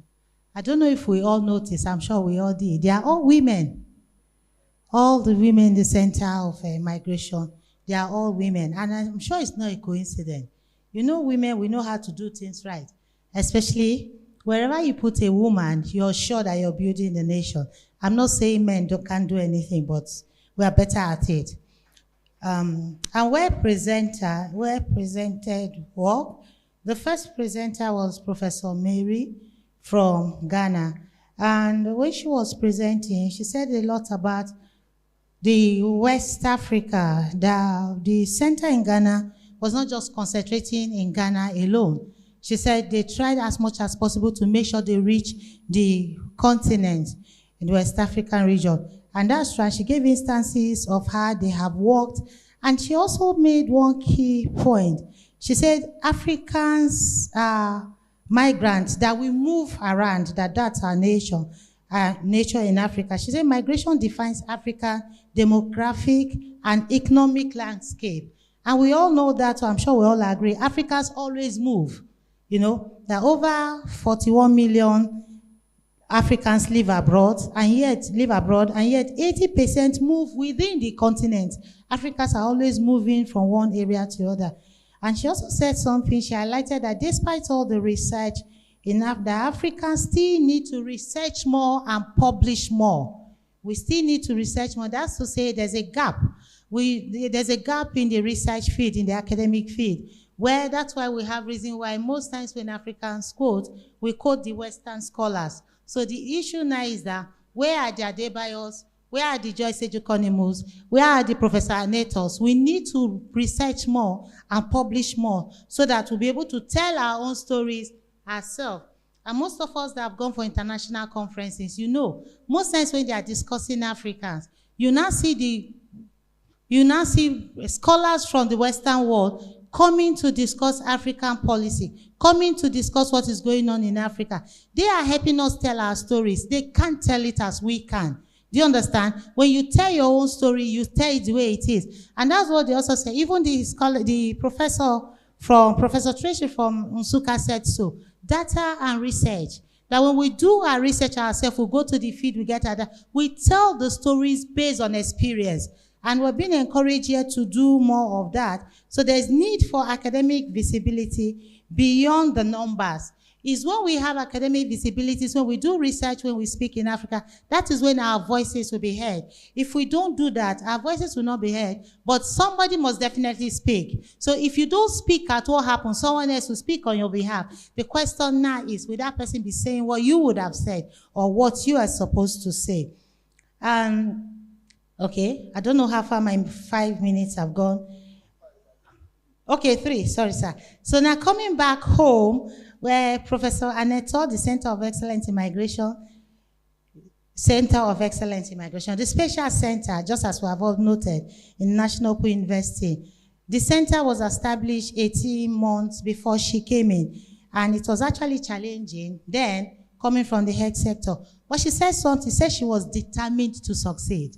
And that's why I emphasize, have you seen that they're all women? You put a woman in a position, she'll tell you, I cannot fail and I will not fail. And usually they don't fail. From what we have seen today, you see that the center has actually grown. She said she met a journal that they just had the first and second volume. And today that journal is still standing. Publications should come in and out into that journal. There was a webinar going on and the webinar is still going on. And the Center of Excellence has gone far. There was a seed fund that started the center. And after that period, what happened? There was no more money. And yet, the work still continues. That's still emphasizing on the woman's power. You give a woman 2 naira to the market, she gives you a pot of soup. You gave her 1 million to the market, she still gives you a pot of soup. I think we should clap for that. Now, we struggle to partner with so many organizations. Thank God for the CSO and the ones that partner with the center. Summarizing all these, looking at where the Center of Excellence in Migration, Open University started from and where it has reached, the center kept working without money and got to the level of visibility where it can no more be hidden. And now what happened? We now had an opportunity where someone said, if you can work without money to this level, I wonder what you can do when you have money. Therefore, I decide to sign you in and give you money to work because I want you to work well. Thank you. Am I good?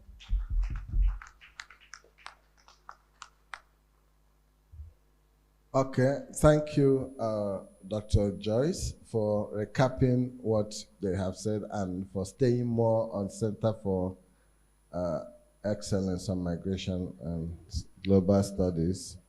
I think you said it better in that expression. You give a woman 1,000 naira, she gives you a pot of soup. You gave her 1 million, she gives you a pot of soup. I hope you understand what that means. So it's very important. Yes. Again, what came up from that summary again is the need for us to tell our story and tell it ourselves. The African scholar is always marginalized. In your own space, somebody will come and occupy it. And when you go to their space, they tell you you are not worthy to be there. I remember doing a semester paper in Toronto, and I decided to study the poverty of a downtown Toronto. And I wrote my abstract and went to my director. I said, this is what I want to do. And he looked at me and said, I don't really think you got to do that. I said, what? You say you don't have the capacity. He said, I've lived here for 4 years. And I go downtown Toronto every day. He said, why not tell a story about the poverty in Lagos? And it pained me. I said, anyway, sir, if you're not going to moderate this paper, I'll look for somebody because I want to do that. So what it helps us to do is, even in Toronto, living 4 years, I cannot still talk about it because I don't have the capacity. Yet, a kid who was doing a class paper was studying oil mining in Warri from a Canadian. So I was asking, how did you do that? He said, oh, yeah, I got it. I can do it. But he could do it. So if we don't tell our story, even in our own space, it will be a challenge. Let's hear Professor right? Chike. Let's hear Professor Chike. I really want to hear questions posed to these people. We have known what they said. If there's anything they said that inspires you to ask more questions, I think that will be very interesting. Because as Professor Gloria said, the reason why we are here is that we want to be a synergy that will move these centers from where they are to where we expect them to be. Thank you, Prof. Yeah, 3 minutes. Good afternoon, everybody. So if you want the women to take the centers to the next level, give them 1 million naira. Give them money. Now, I'm giving 1 minute to talk about what each of the distinguished ladies here addressed in their presentation. So I will just take that. With the nearest woman to me, that's Professor Mary. You know, you Ghanaians are always ahead when it comes to talking about Africa. You know, so I imagine you've done policy for Africa Union and all those places. In Nigeria, we went by our size, so we always look inward. But first, about decolonization of knowledge, you know, how is it that Africans are taken to be the most migrant people? Whereas Australia was settled by migrants. America is a nation of migration. If you know how many Irish people moved to America, you begin to wonder if we have actually started migration in Africa. So it is this colonial narrative, have to break out from it. All right? Now, even within Africa, how did migration become a critical issue? If you take your mind back to 15th century, that's when the bubble burst. When this slave trade took up an international nature, where people will be driven, captured. So all over Africa, people were running about. This is how all our settlements became unstable. That's when real forced migration started in Africa. And that narrative has taken us up to today. So now, migration is not something that started today. That's one. Two, it is something that has to do with this Western domination of the world. Anything Africa does is not good. But like you said, migration is a right, but we have to do it right. Okay, so that's what I take from you. And if I go to our lady from Nayu, the first center, you know, I can see that you've been struggling to be visible, both intellectually and also in the area of policy. But you see, in Nigeria, mainly, policy is not based on evidence, all right? For example, you are forced to adopt structural adjustment, abandon your currency, government has no business. All these are not based on evidence, they are based on received wisdom from the West. Same thing. That's how our universities are ignored. All right, you do a lot of research, you put it in your journal, and it's rotting away in the library. Okay? So all your effort to make sure you are relevant, I don't know whether government is listening. All right? Then, what about this funding? Now, in Nigeria, there are about 300 universities or more. All of them cry up to third fund for research funding. Now, set point will bring out electoral health, spread it across 6 geopolitical zones. So we cannot talk about studying when there's no fund for research. But we must praise Professor Mary from Ghana, because she says when somebody brings money, you say, oh, if you don't do it my way, take your money and go. I don't think we have that capacity in Nigeria yet. Then finally, to my own director here, I met her going into a lot of projects, and one of the things I'm collaborating with her is to ensure that our journal, this international journal, Migration and Global Studies, gets international rating. Because, Professor Mary was talking about how do you get published in visible journals with a high impact factor, and so on and so forth. Well, the journey of 1,000 miles starts with a step.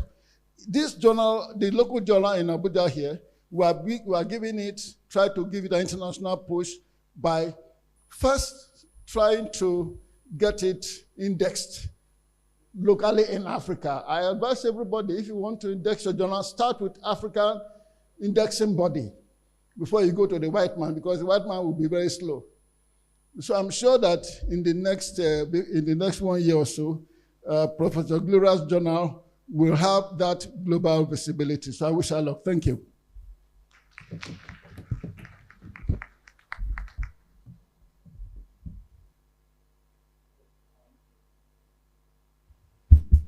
Thank you again, Prof. And then thank you, our presenters. You could see that everybody is all praises of you, of what you are doing. Maybe it also means that you are going to still be directors of those your centers for forever or for a very long time, to see that all the good things you put on board also come to play. He emphasized again the colonization of migration, as the case may be. Somebody said that in the migration discourse 2015-2016 is described as the migration crisis era. And somebody asked the question, why is it a crisis? And Prof gave an example. We really had a time when migration was supposed to be a crisis, but nobody called it a crisis. It was more of a replacement. Some people were moved from one geopolitical area to go and take over another territory, and it was exploration and expansion. But people move, even forced by situations. It is a crisis. Then it is all about who says the story. Anyway, the issue of policy being built on evidence, which is credible, based on the quality, the source of those evidence, is also an issue we still have to struggle with. But I think within the space of migration governance in Nigeria, we can say, with all due respect, we do all due honor to NCFRMI coordinating the migration space, that it is giving that visibility and credibility to academia by ensuring that not just that they are present, but they are also visible in participation in that area. I hope someday we will come to that point where our centers will lead in very critical issues of migration. Now, I don't know whether there's anybody within us here who is interested to continue the conversation, either by making a contribution to the significance of academia in migration governance, or asking them questions in such a way that it can stimulate more conversation. Our goal is that we want to see something that each of these centers will pick up and build their center. So can I see hands of those who are interested? Okay, then we are going to, I have number 1, number 2, number 3. Prof, you will be the last because you spoke.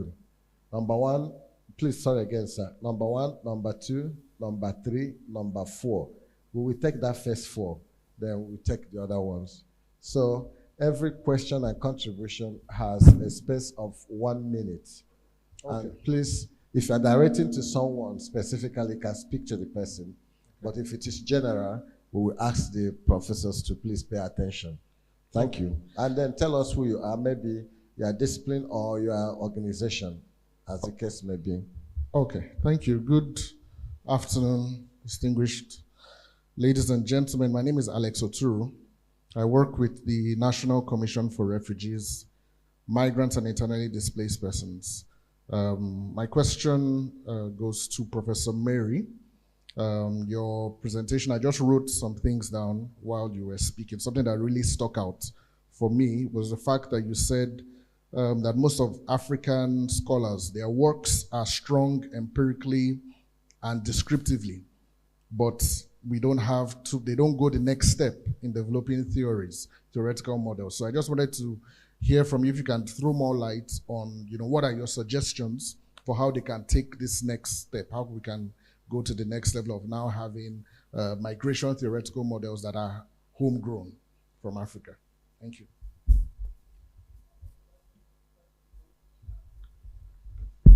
Okay. Good afternoon, everyone. Good afternoon. Yes, my name is John Aneto. I'm a retired professor of chemical pathology from the College of Medicine, University of Ibadan. My contribution is general, it's not a question. I just wanted to say that migration is natural. If you looked at migration, either locally or internationally and so on, and what is going on now globally is aimed at stemming the movement of so-called underprivileged individuals to the West because of what I would term poor governance in those countries. Therefore, my question is, how can academics in migration help to strengthen and improve governance in the so-called low and medium income countries or developing countries so that we will no longer be looked at with disdain? Because that is what is happening now. Look at what is happening in America. Migrants built America. Migrants built Lagos, for instance, looking at it internally. But today, people are raising questions. For instance, for those of us in science, we just heard that the Nobel Prizes have just been released. I think 4 of the prizes came out from University of California. But if you look at them, Umayagi, who got the Nobel Prize in chemistry, came from Gaza in Palestine, an area that people don't want to hear about. So how can, that's actually the key phrase, academics in migration help to strengthen governance in Africa? For instance, people also come to Nigeria. I recently returned to Nigeria, and the plane I came with was full of Chinese. A lot of people from China going to Port Harcourt, going to even very remote areas. So they are also migrating to Nigeria. So there is the need to interrogate this concept and then strengthen migration in Africa. Thank you. Thank you so much. Before the next question, I think the number 3 is how. Madam, it's not you. I think it's. No, it's not. Okay, yeah, number 3. And then this number 4. The lady behind is number 4. Before you ask that question, I want to echo this question so that these professors would actually listen to that question. How can the engagement of migration centers turn the table around instead of discussing the security of African migrants outside? How can our investment in migration address the local issues that actually make migration a choice and not a necessity? That question is very germane. I have asked that on the different platforms of African migration. And knowing that you are Aneto, I also want to give you a credit, because one of the greatest ways to test patience of a spouse is if that spouse is married to a migration person. Your wife is the director of migration center. You must be a man of great patience, because just like nurses before, migration people, they are, I said, just like North, and they are not, sorry. You know, a professor that I used to work with, he said, I called him one day, the wife picked the phone and said, Oga, stop calling my husband.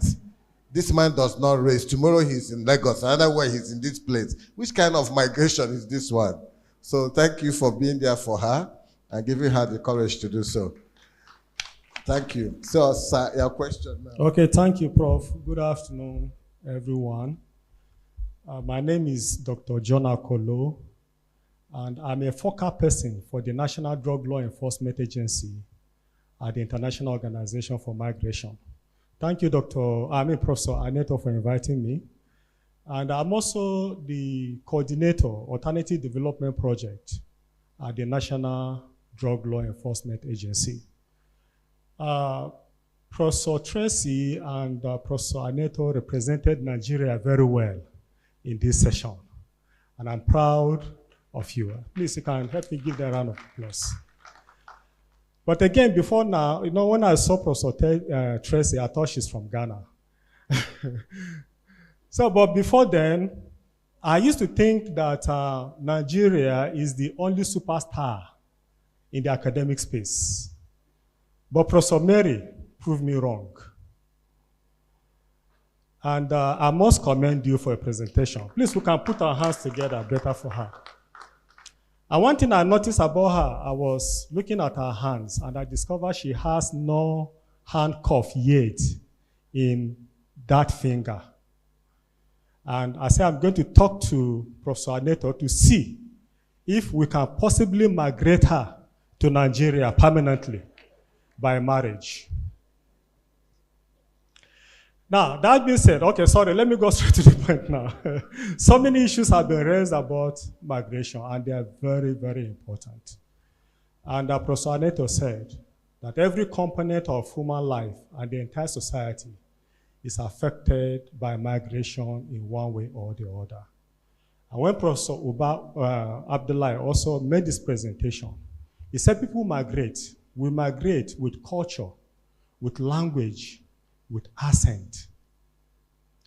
But one important challenge I noticed with Nigerians migrating, because, you know, in every place you see Americans, you see Europeans, you see British, even Asians, they hardly change their accent. But there is this erosion of our cultural value system with Nigeria when they migrate. We start speaking like them. And the question I've asked once is that why is it that when you have Americans, when you have Europeans, when you have Asians being born and schooled in Nigeria here, they don't speak like Nigerians. They maintain their culture. They maintain their accent. They maintain their way of life. And I think this is one important thing we need to look at in immigration studies. Sorry, sir. I'll soon be done. So sorry. I'm sorry about that. Then there are also a lot of challenges. I don't know. Maybe what I'm saying is not really making sense, sir. Prof. No, it's just that. Only that I gave everybody 1 minute. Okay, sorry. I'll soon be done. There are a lot of challenges associated with migration as much as there are positive aspects. Security, you know, social disorientations, even drugs. And I made a presentation in our last meeting with the IOM, the stakeholders. And I talked extensively about how migration affects drugs. And I think that is one area, coming from the National Drug Law Enforcement Agency, that is one area we can look at. And I think NDLA can collaborate with this center to also educate the public and the migrants about migration. Now, I'm happy that the Nnamdi Azikiwe University is actually educating students about migration, educating them, sensitizing them about the options to migrate. But I think it's also important. I don't know if we have a national policy already on migration, but it's also important we have a national policy on migration in Nigeria. And if it is possible in educating these students through workshop, it might also be important to suggest in the national migration policy that every Nigerian that intend to migrate outside, that intend to migrate should go for a compulsory, maybe minimum 2 hours workshop. And then the center should certify them so that when they are crossing, the immigration will also look at that certificate as a criteria to cross there. So I think it's broad. There are so many things we can work together on. Thank you. Thank you so much. Thank you so much for those beautiful contributions. The one I'm going to struck off is Mary's fingers. So, yes, I think because it was also you have something to chew from what he has said, whether that is migration policy anyway, that's a national migration policy. And they alluded to it, and it's just being reviewed, waiting for adoption. And sensitization is already happening around it. But you made a very vital input on bringing some sensitive issues like drugs and others into that conversation and greater awareness. So you would factor that in. Ma'am, would you want to ask your question before we get back to this panelist? Good day, everybody. I just want to make a little contribution. My name is Dr. Priscilla Egbelehulu. I am a geophysicist. One of the things that I notice is common with the challenges that most of our speakers spoke about is data. And as a scientist, data is very, very important. So I jotted up some things here that could help us to develop a database so that we can be able to actually tell our stories ourselves, rather than depending on what the international community gives us. Now, one of the things I wrote is that we could promote community-based data collection. Community-based data collection, so we could partner with the local governments in each state and each environment. We partner with the local government and NGOs. A lot of NGOs do a lot of grassroots jobs, research jobs, which can help us, gather this data. And if it's also possible for us to establish a migration research respiratory system, it should be very, very good also. And apart from that, we could also make our data open source so that other researchers can get access to it. Thank you.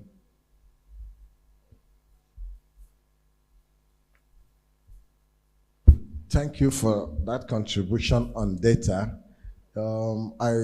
First, I want to highlight that they are very critical and germane in this conversation. And it's one of the key elements or thematic issues that Nigerian migration governance focuses on. That is what we call Migration Data Working Group in the migration governance structure of Nigeria, with NBS, that is National Bureau of Statistics, and National Population Commission leading other agencies. And your suggestion of establishing local data collection, I think is one of the things that actually right now, as we are here, the strategy for managing migration data is being launched at Riz Hotel in Central area. So that is to tell you how much the Nigeria is doing in that regard.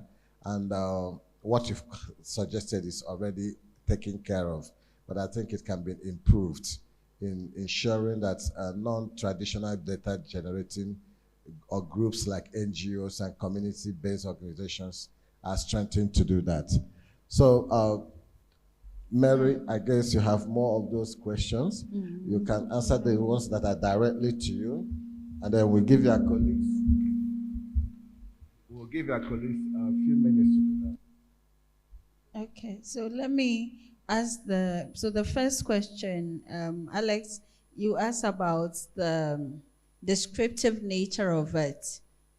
So we have structural problems. So more recently, I think I've also been annoyed by that. The fact that, I also came to the realization as I kept doing migration studies that honestly, I think Western, if any of you can take a real look at yourself, just ponder upon who you are. You think Western because right from kindergarten, you have been trained in a Western way. That part of the local was just small portion of your curriculum. And so then as I begin to do more and do international scholarly work, I realized, okay, most of my thoughts are really not mine. I was taught geography. The geography did not really apply to me because I don't know snow, I don't know northern light, all those huge, not huge, but geographical differences. We do wet and dry season. But my geography lecturer taught me beyond that. And so realizing that, first of all, I have to accept my own weakness. The fact that myself, I think not in a local way.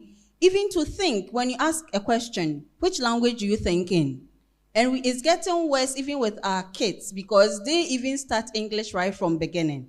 So then I accepted the challenge that yes, there is a weakness. So I think that's what we need to accept, that our system is so much engrossed and embedded in Western ideologies. Then when we know that, we put it aside. Then the next step is, how do we correct it? So I haven't done it big, but in my own small way. Actually, I always get that question when I present these things. My own small way, I noticed that when I talk to my students, tell me your PhD. By the time they finish the English sentences, I don't get it. By the time I read their script, I don't get it. So I tell them, can you say it in a local language I can understand? And by the time they do it, I understand. I'm happy with it. So I tell them, just write that local English in a normal English. Don't polish it. After that, we will go and look for good English to come and polish it. So I think the way we have been taught in our classrooms, we are using theories that are not from us. We are recommending, look at your book references, your course outline. All the references, how many of yours are there? You are still looking out, even as a lecturer. So I think, one, the lecturers are victims, and the students have become victimized as a result. So we need to liberate ourselves from that thinking. Then the next step, which you're asking, what do we do? I sincerely have started using local things to teach. So if it comes to theory, we don't have a lot of theories of our own. And I quoted Mogubunchi, migration systems. Mogubunchi says, I think he's a Nigerian, right? The name doesn't sound Nigerian. Mogubunchi. Please, this word. Yes, he's from here. Yes, and when we say migrations, it's one of the earliest theories.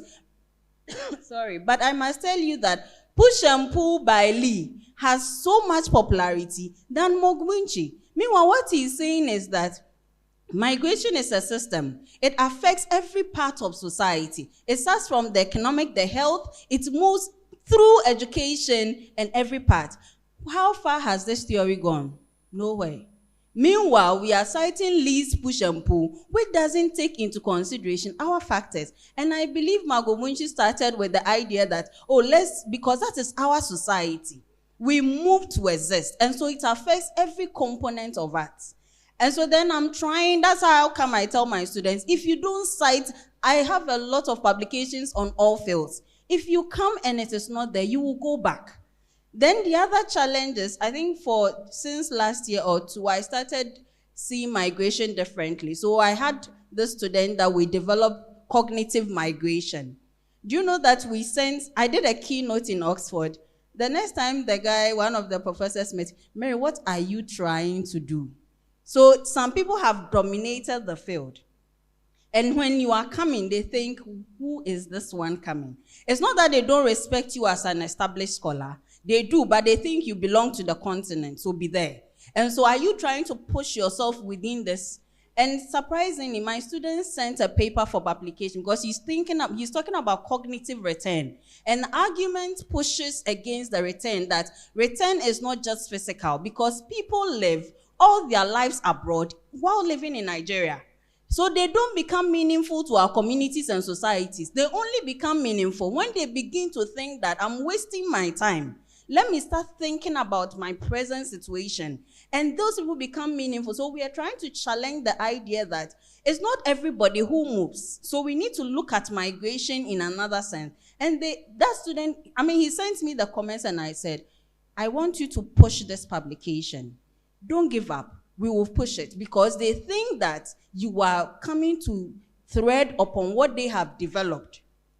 I didn't know who the reviewer was, but then you could see some bitterness. You could see that, no, somebody is trying to fight against you. I said he should put ahead. And finally, what happened was the reviewer, one of the reviewers, never agreed. But the editor said, this is a good one. Let's push it. So it hasn't been easy. I remember I thought I was writing citizenship and trying to say that citizenship is a sense of belongingness. It doesn't matter the state rules. I sent it, they brought comments. The comments were many, very, very, very many, but I didn't mind. I pushed it, I wrote it. I had another paper which I sent. The day I sent it, it was a very difficult paper. Those who have done header-farmer conflict, it's a very difficult paper. And then I was trying to say that it's not homogeneity. There are binaries within it. And then when I sent it to the journal, right that day, the paper returned. That day, I think 1 minute didn't come. Your paper doesn't qualify. So I called my colleague and said, did you see that? And she said, Mary, you wait. And I don't know what fight went on. Then the guy said, we are sorry, bring your paper. So I submitted it. And then later on, the paper is published. And I said, okay, so that is it. So we try, but we still face the challenges. But I think that we need to start within ourselves and then push the boundaries beyond what is happening now. I don't have lots of minutes, so I can't answer the rest, so maybe I will just leave it here. Okay, that's a great one, but that's a genuine question about what are we doing as Center African Scholars on Migration to navigate migration studies towards building sustainable environment in Africa as a way to weather the tides of migration. That's the question. I mean, if you could give us 30 seconds Ghanaian perspective. Well, so I think you are also using the same European words like terminology, stem the tide and all that. So in the first place, that is the few people who are moving, which they call so-called irregular. I think that is what we are addressing. But we cannot address that irrespective of the 80 people who are moving inside and doing that regularly. So that one, I think it's a more, I don't know if we are online. If we are not online, we can speak freely. I think it's with us. You know, sometimes I get fed up with our governments. We have to be intentional. We need to create the jobs. I don't know if you have it here, but in Ghana, we have Unemployment Association. Graduate Unemployment Association. That's a big word. And so we need to create the jobs. We need to be intentional in giving people what they want to do. And again, salaries are low. Honestly, salaries are so low. Does it mean we are too poor? I think we have worth of knowledge and wisdom that we can harness better things. So I think that apart from everything, the home countries are also part of this problem. So the question is, what is migration studies doing to those days? So as for us, I think I was in a meeting with Alex last week in Toronto, and we happened to have the AU commissioner there. Similar questions were asked. Our government, are they ready? So yes, you sit at the table. So it doesn't lie with us because we have done it. I'm doing the policies, I'm helping, I'm talking to them. Sometimes you even have to text what they have to say because you want them to say what they have to say. But the willingness to move ahead. So I think it's a political, geopolitical issues that are embedded. It's complex. And I cannot single out what we can do. We can do research. But like you said, would they pay attention? Maybe let me just give one. When I was in Norway, what pushed me into my field? The lecturers taught with the research we did. Those research informed policy. It is not like that here. Our researchers don't inform policy. Okay, thank you. Talking about Prof's question, which is what you're referring to, at the Center for Migration Studies, or Migration Studies generally, we may not stop bad governance. we may not stop poverty. We may not even stop the tide, but we have actually engaged it, and we are engaging it right now. What we did at the center, because you see this mass of people moving out of the country, that is human resources, is the wealth of the nation. Like Prof said, migrants, they move into another place and build up that place. And we know that Nigeria is both a sending country, a destination country, and a transit country. And mass of people are moving out of Nigeria daily, out of frustration, out of unemployment, poverty, struggling, thinking that when they cross borders, they will have a better, they will be able to somehow, get a better standard of living, get jobs, better wages and all that. Now, at the Center for Migration Studies, we developed a model, a mindset shift model, mindset shift training model. What we do is for a lot of unemployed people, we notice that governments are keen into it, philanthropists are keen into it, organizations are keen into it, trying to give skills training to young people, to unemployed people. So presently, there's this project in Aba. That project, it's handled by Ethnocentric. It's an organization, but it's funded by MasterCard. And they are training 5,000 youth in skills acquisition. What they do is they move into a place, a state, and then based on what is available there. So what they are doing in Aba is training in dressmaking, leather works, shoes, bags.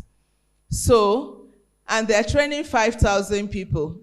By next week, they will be training the last cohort to make it 5,000. We've done 3 cohorts already. So what do? These people that are getting this skills training, and then ICT is also part of it. These people that are getting this skills training, when they are enrolled, before ever they start the training, we'll give them mindset shift training to work on them, to have a positive mindset. First of all, to embark on that training, to finish the training, to enjoy the gains of the training. And because it is being handled, we are the ones that designed that model. Part of it is talking about migration, giving information about migration, and giving information about that skills development and how they can actually earn a living working in Nigeria.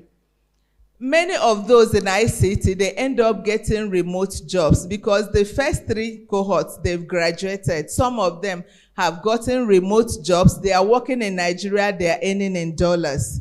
And so they do not need to migrate because many Nigerians really do not want to leave, except for few. Many do not want to be, but because of, and I don't even think it's so much about bad governance and all that. Insecurity too is there. But this mindset shift model, we have talked to our own state government about it because he has this skills training. He calls it 1 youth, 2 skills. So each youth is trained in 2 skills. And this skills training equips the person. We encourage that mindset shift training, prepares the person to either travel out or stay in Nigeria. The decision becomes the trainees. And some of them take the decision to travel out. They travel, they make informed decisions, informed choices to travel. The ones that stay, they stay happily, establish their businesses. And after the training, we have follow-up, mindset shift follow-up. And even when they start their businesses, we also have a follow-up. That, and as we speak now, because of that training, MasterCard has, because of the report that we have been writing, Ethnocentric has been submitting our report, are now interested in that mindset shift training in all the projects that they are doing, because they are seeing the effect. They said for the first time, these trainings, the young people stay till the end of the training. That in some places, within the first 1 month, many of them would have left. And then they are seeing that as they're establishing them, they are working. So that is how we are somehow, that is why the kind of intervention that we are offering, and we are hoping to come up with more interventions following workshops and discussions and all that. Thank you.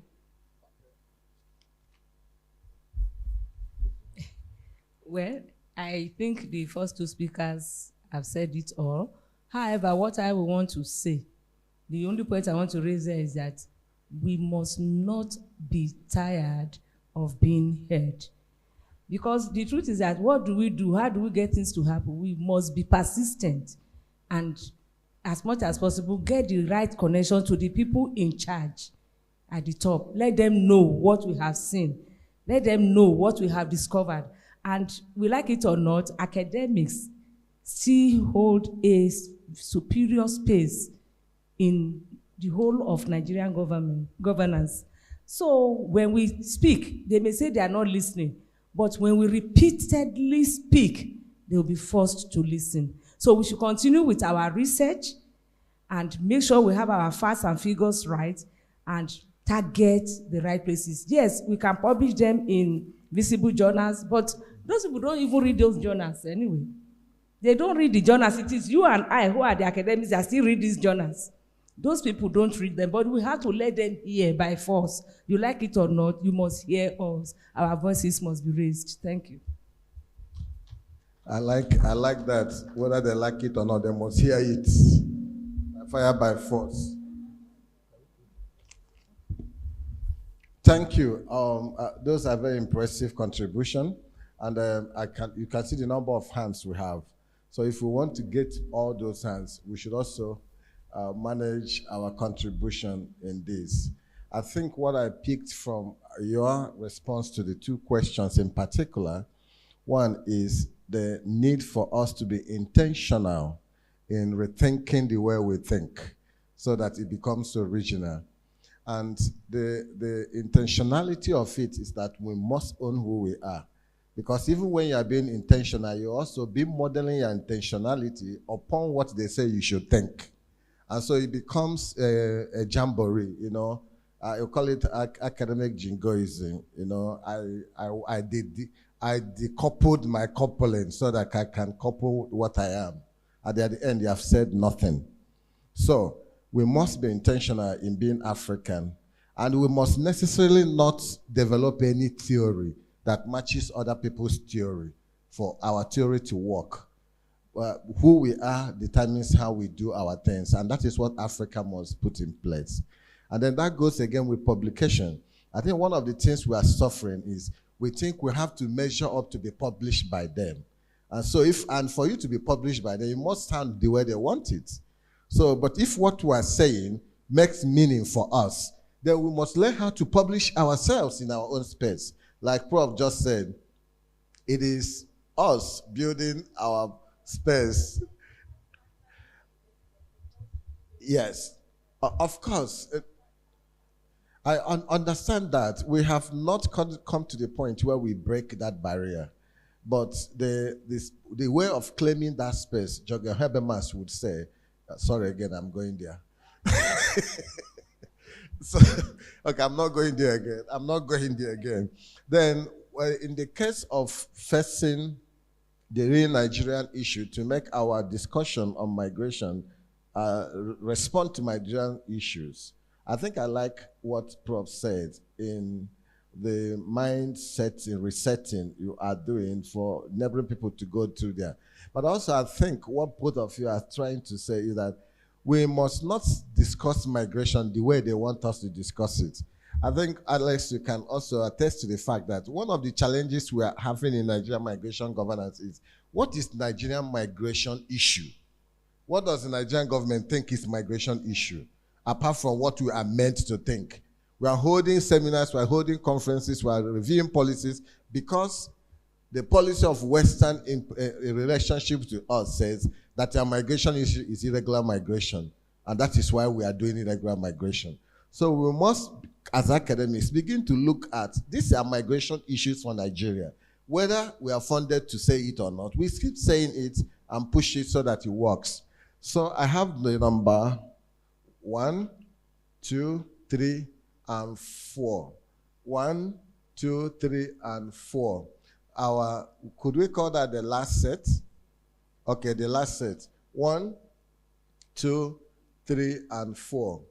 Again, the idea is if you just 1 minute to ask your question, it will help us to get all the questions and then get input from the our discussants. Thank you very much. Good afternoon, everyone. My name is Osato Mary, and I am the Executive Director of Migration Moments with May, a platform enhancing youth participation in migration governance in Nigeria. My question is this: every time we see opportunities for PhDs abroad, especially from the EU region and some part of America, and it's enticing, trust me, and when you go there, at the end of the day, they give you enticing and amazing positions in those institutions that you may not want to come back home. That's how we tend to lose the best minds in the immigration space, the young researchers. So my question is this for the 2 centers here, the 3 of them. Are there opportunities like this in your centers for young persons? If yes, how do we assess them? Thank you.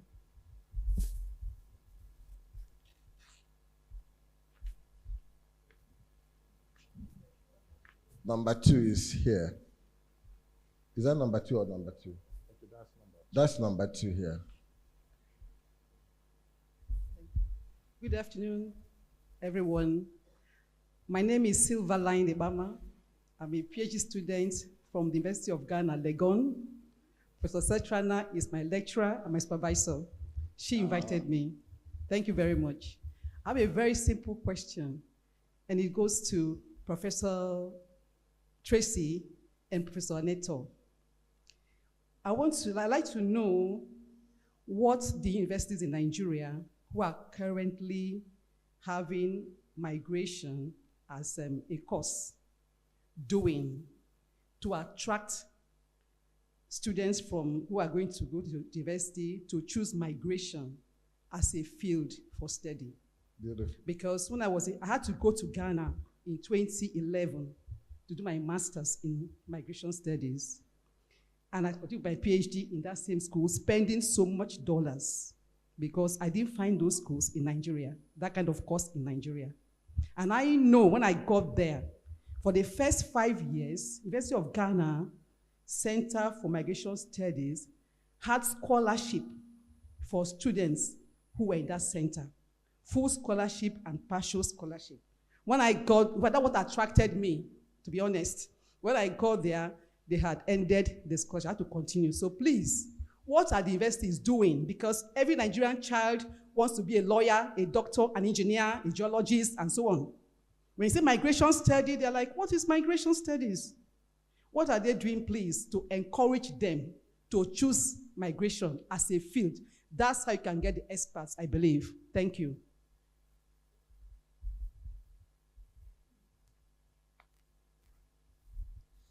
Thank you very much. My name is Dr.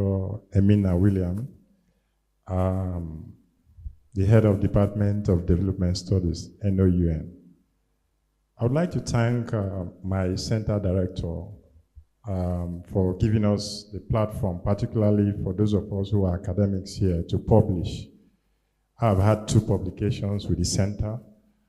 I would like to crave your indulgence, Ma, to see how some of our publications can be given a wider research, because I believe that if we collaborate in that manner, some of the publications can be given a national research grant.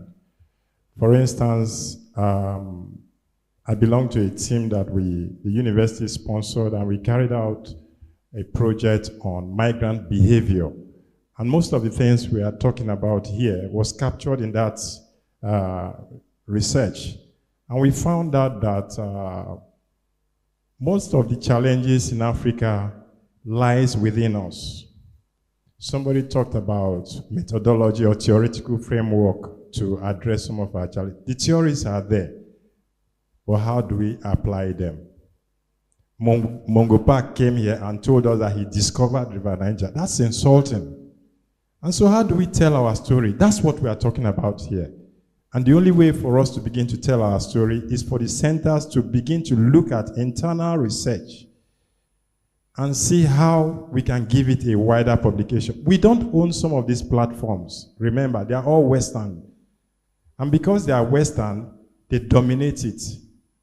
Professor Mary was just giving us an instance. When you send your publications out, they try to direct you in what direction you should be able to say and say, this is a correction. Most times, I don't return it back to them. I publish locally. And so our institution must begin to appreciate what we as academics are doing internally to have an impact. Not when somebody is promoted as a professor, you want to raise the bar for other young academics to grow up. That's part of the challenges that we're having. So I think the center can do more when we collaborate. Thank you very much. Thank you for that insightful question. And the number 4 is there. That's himself.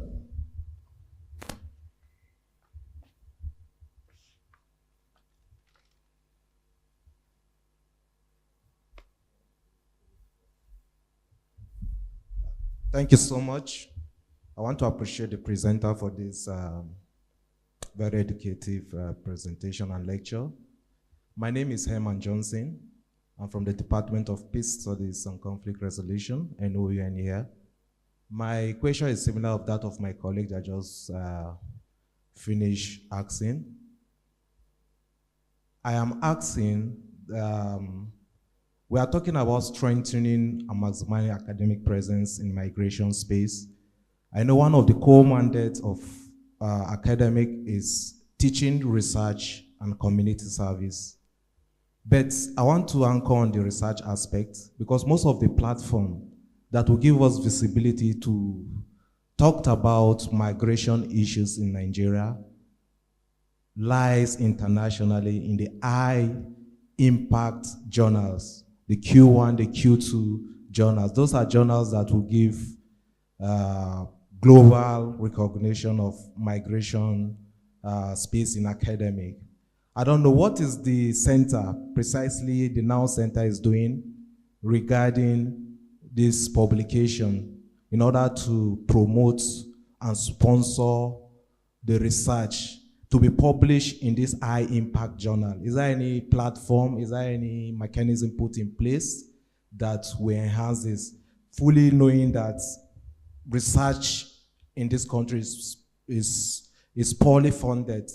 So I don't know if there's any mechanism put in place to enhance that so that to give us global visibility. Thank you. Thank you, contributors. Yeah, very exciting questions that also illuminating. Let's get back to our contributors. I think in fairness to all of you, some questions are, maybe you may not have the right answers because they are beyond your, but make attempts as much as you can, but let the attempt to be honest. Okay, I got, I think almost all the 3 people are interested in scholarship. Almost all 3. Apart from, well, I think almost 4 of them actually touched on that. So let me answer as much as possible what I have to say and let my colleagues, take over. Now, talking about our journal being a high impact, honestly, the journal is high impact. The truth is, right now, since Professor Okolocha came, I told him, the first day he resumed, I said, look, since I have a lot of administrative work, I want us to start to work on this journal feasibility. We tried last year. We didn't get any positive response, but I still want us to try again. And he started, and I also joined him. As I speak, Today, we have gotten DOI for our journals, and all that is left is for you, the writers, the authors, to be able to access the DOI, which will give our journal a greater feasibility. But what is left is that the person doing it for us cannot access the back end of the university website because it's not allowed to. So it's rested on one person, precisely Dr. Egenti, who will help us to get everything from the back end for those people who are outsiders. The university has paid, and we have a spreadsheet already for all your journals. Have DOI now. I have it in my own system, but you cannot see it yet until it's put online fully. And believe you me, with that, our journal, the feasibility will go places. So we don't have any problem with that. And we are still on getting the indexing. And we need that DOI to now get indexing, which is the next stage. And like a prof told you, I would say even before, I believe that within the next 6 months, he was saying 1 year, my projection is 6 months, we will have our journal indexed online, which will make it maybe what you are calling high impact. Because our journal is very much online, and people can access it, but not as we want yet. We want it to go viral, if you want to put it that way.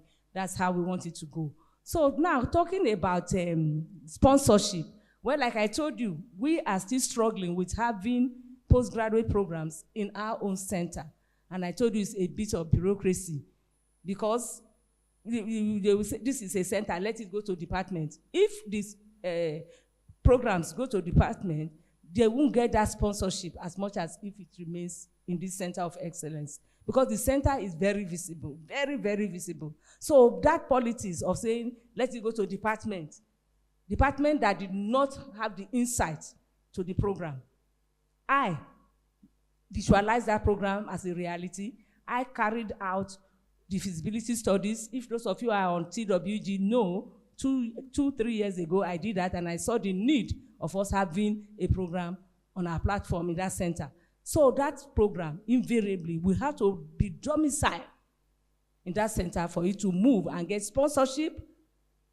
That will be possible when it is in the center, because there are many people who will be able to collaborate with us, knowing that it's a center of excellence in migration. I don't know what those people, my colleagues who are, they're already in the center and their own programs are holding in their centers. So I'm the only one having that issue here in National Open University of Nigeria of having it in the center. But I tell you, it will come to pass. I am convinced it will come to pass. Okay. Yeah, about migration studies at the undergraduate level. No, we do not have any migration program at the undergraduate level, and I don't know of any approved by NUC or any curriculum before NUC right now. And it's easy to understand why. Migration studies is interdisciplinary, just like gender studies. Migration studies intersects with health, education, law, environment, food security, different internet history. So it is a little difficult to domicile migration studies as an undergraduate program, just like gender studies cannot be domiciled as an undergraduate program. So that's why migration studies is run by centers, and the centers will run postgraduate programs, like I explained, masters, PGD, PhD, MPhil, MMS, and all that. So that people who are already in the field, that is why we take people from all fields. We take a good first degree from any field at all to do masters in migration studies, because there's always an intersection between that field and migration studies. So as at the time you went to Ghana, we had not established. We started in 2017. But now, if you want to do it, we have masters, we have PhD. And no, we do not have scholarship for now. once in a while we attract, so these things, there's no funding. You said I did not talk about challenges. I've learned not to talk about challenges in Nigeria. I can't continue to say I have funding as challenge, because the funding will not come. It won't fall from the sky. We keep struggling. You struggle, you work for it, you write proposals, you struggle to get funding. The important thing is to get going. So for the scholarships, yet at my center, at the Center for Migration Studies, we were able to attract, we wrote a proposal and we were able to get early postdoctoral fellowship for scholars, the QES fellowship. And with that, we have been able to send 10,442. We've been able to send over 3 years, 20 postdoctoral fellows to the University of Alberta in Canada. It is something that it's not given to us. We apply as we write proposals and write these applications. When they come, we use them. So if we're able to attract scholarships, which we are struggling to, well, our students will definitely benefit. And TED Fund is not funding us at all. It's they are funding them. So they are the ones that have the money. We don't. For now. So thank you.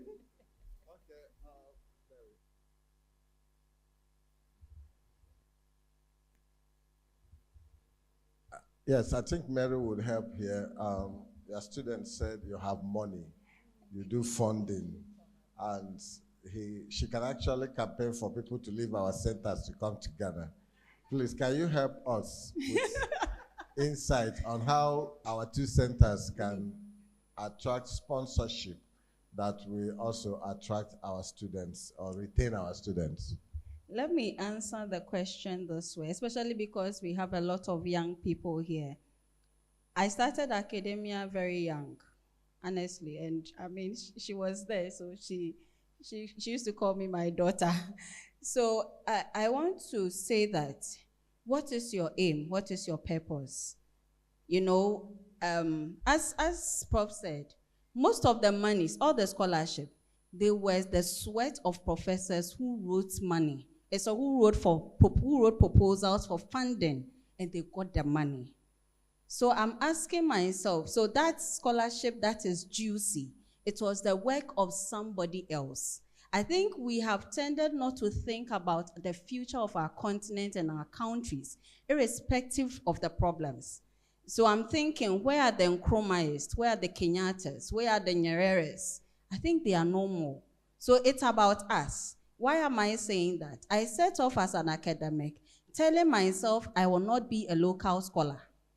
That's what I told myself. I'm not a local scholar. I am an international scholar. You can't be a scholar in your own corner. You become an established scholar when others recognize what you do in the global space. And so this thing we are talking about, we want our study. I'm not saying that Nigeria should be detached.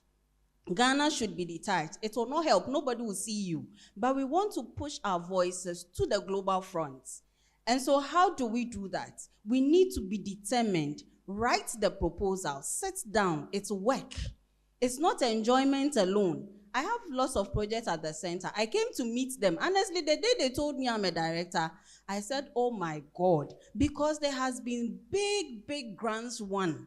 And some of them I had to even come and complete them. And the better you complete it, because the accounting is difficult. The deliverables are difficult. Sometimes 20 million pounds money, you are accounting for it. No, I wasn't trained as an accountant, but sometimes I do accounting even better than the accountants. Because this is something you had to learn. I write proposals, I sit down the whole night, and so I think, what do you want? Yes, you want to go to America to enjoy the $1,000. I could have, but I said no. All my education has been in University of Ghana. I don't mind. If you read it, PhD Ghana, this Ghana. Yes, I am proud. I'm proud because the university got funding from outside, but they negotiated that the PhD is ours. You give us the money, we train with you, but the PhD, we have it in our name.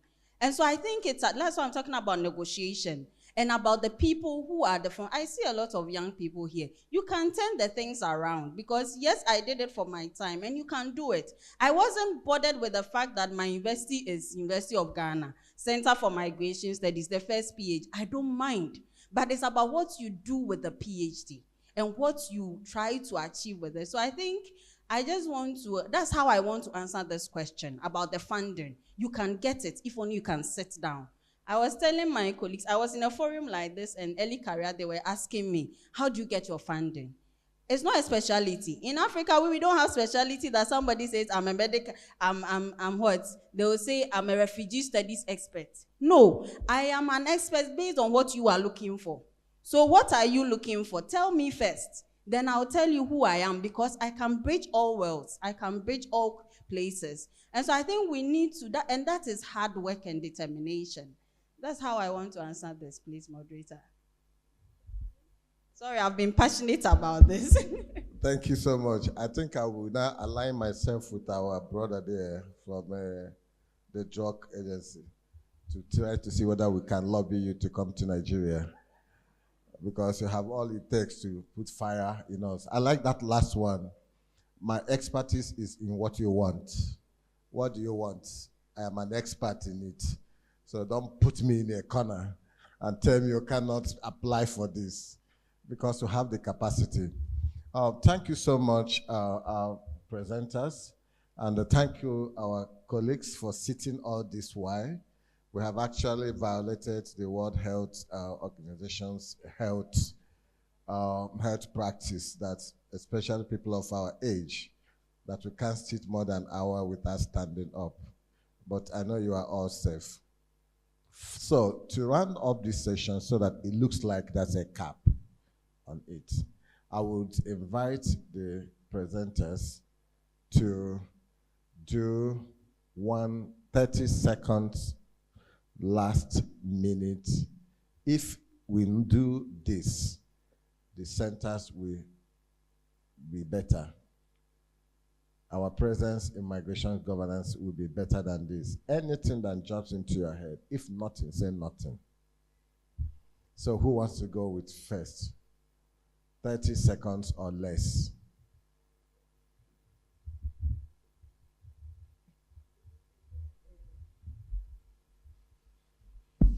Okay, I want to go first so that I can be free.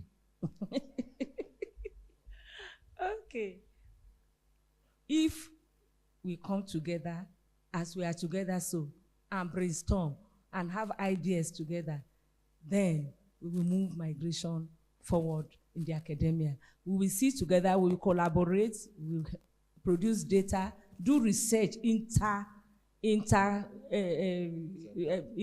West Africa or inter-Africa research, not only within Nigeria, because even those of us within Nigeria, we have not started working together. So, but we want to work together. We want to work with Ghana, with Sierra Leone, with other countries. We want to move it to East Africa so that we come as a one formidable force of academia doing what we are supposed to do. Thank you so much. I like that. Collaborative networking. Okay. Yeah, let me go utopian. If migration centers, just like agencies in charge of migration, if only the government will recognize migration centers and put us in the budget, no matter how little, recognizing that we are the ones interfacing with the individuals who are migrating, it will help to equip migration centers with both the manpower and the facilities to teach, research, and advocate migration. Thank you. Thank you. That's beautiful. I wouldn't have talked, but you gave us a question. That's what is making me talk. So I will suggest two things. Partnership, either within or outside, wherever you can find the word partnership, it's key. And the second one is rethinking the future of African mobilities. We need to rethink the way we have always thought of mobilities in Africa. So these are my 2 coins. Moderator, you didn't hear me. I heard For your partnership. sake, so I'll say it again. I said Partnership. partnerships and rethinking the future of African mobilities. Beautiful, beautiful. So I could hold together all those things we have just said, that we are Africans, and the only way we can move and succeed is being truly African. It is only Africa that said, I belong, therefore I exist. So if we really put that in practice, not think of my center, but our center, then we can make the difference or sustain what we have done. On this note, therefore, I once again say thank you to Mary, Tracy, and Gloria for doing such great jobs in your centers, for sustaining the conversation today, and for great hope of tomorrow. And for all of you sitting here, we will actually make migration safe for all. Thank you, and have a nice day. Okay, I want to now thank the moderator because he's thanking Gloria, Tracy, and Mary. He has also been there all the while to coordinate this. And I think, I hope we all found it interactive. And we shall also be back tomorrow. I think we are going for lunch, and then after that we can go home. Yes, so just to announce that we will go for lunch. After that, you can go home so that we rest well for tomorrow. These are not the people coming tomorrow. There are other speakers. They will come tomorrow. Then we will now have a very final, conclusion that will be very deep to go into what we have achieved here and the way forward. So thank you very much. Have a good lunch. Father, thank you. Okay.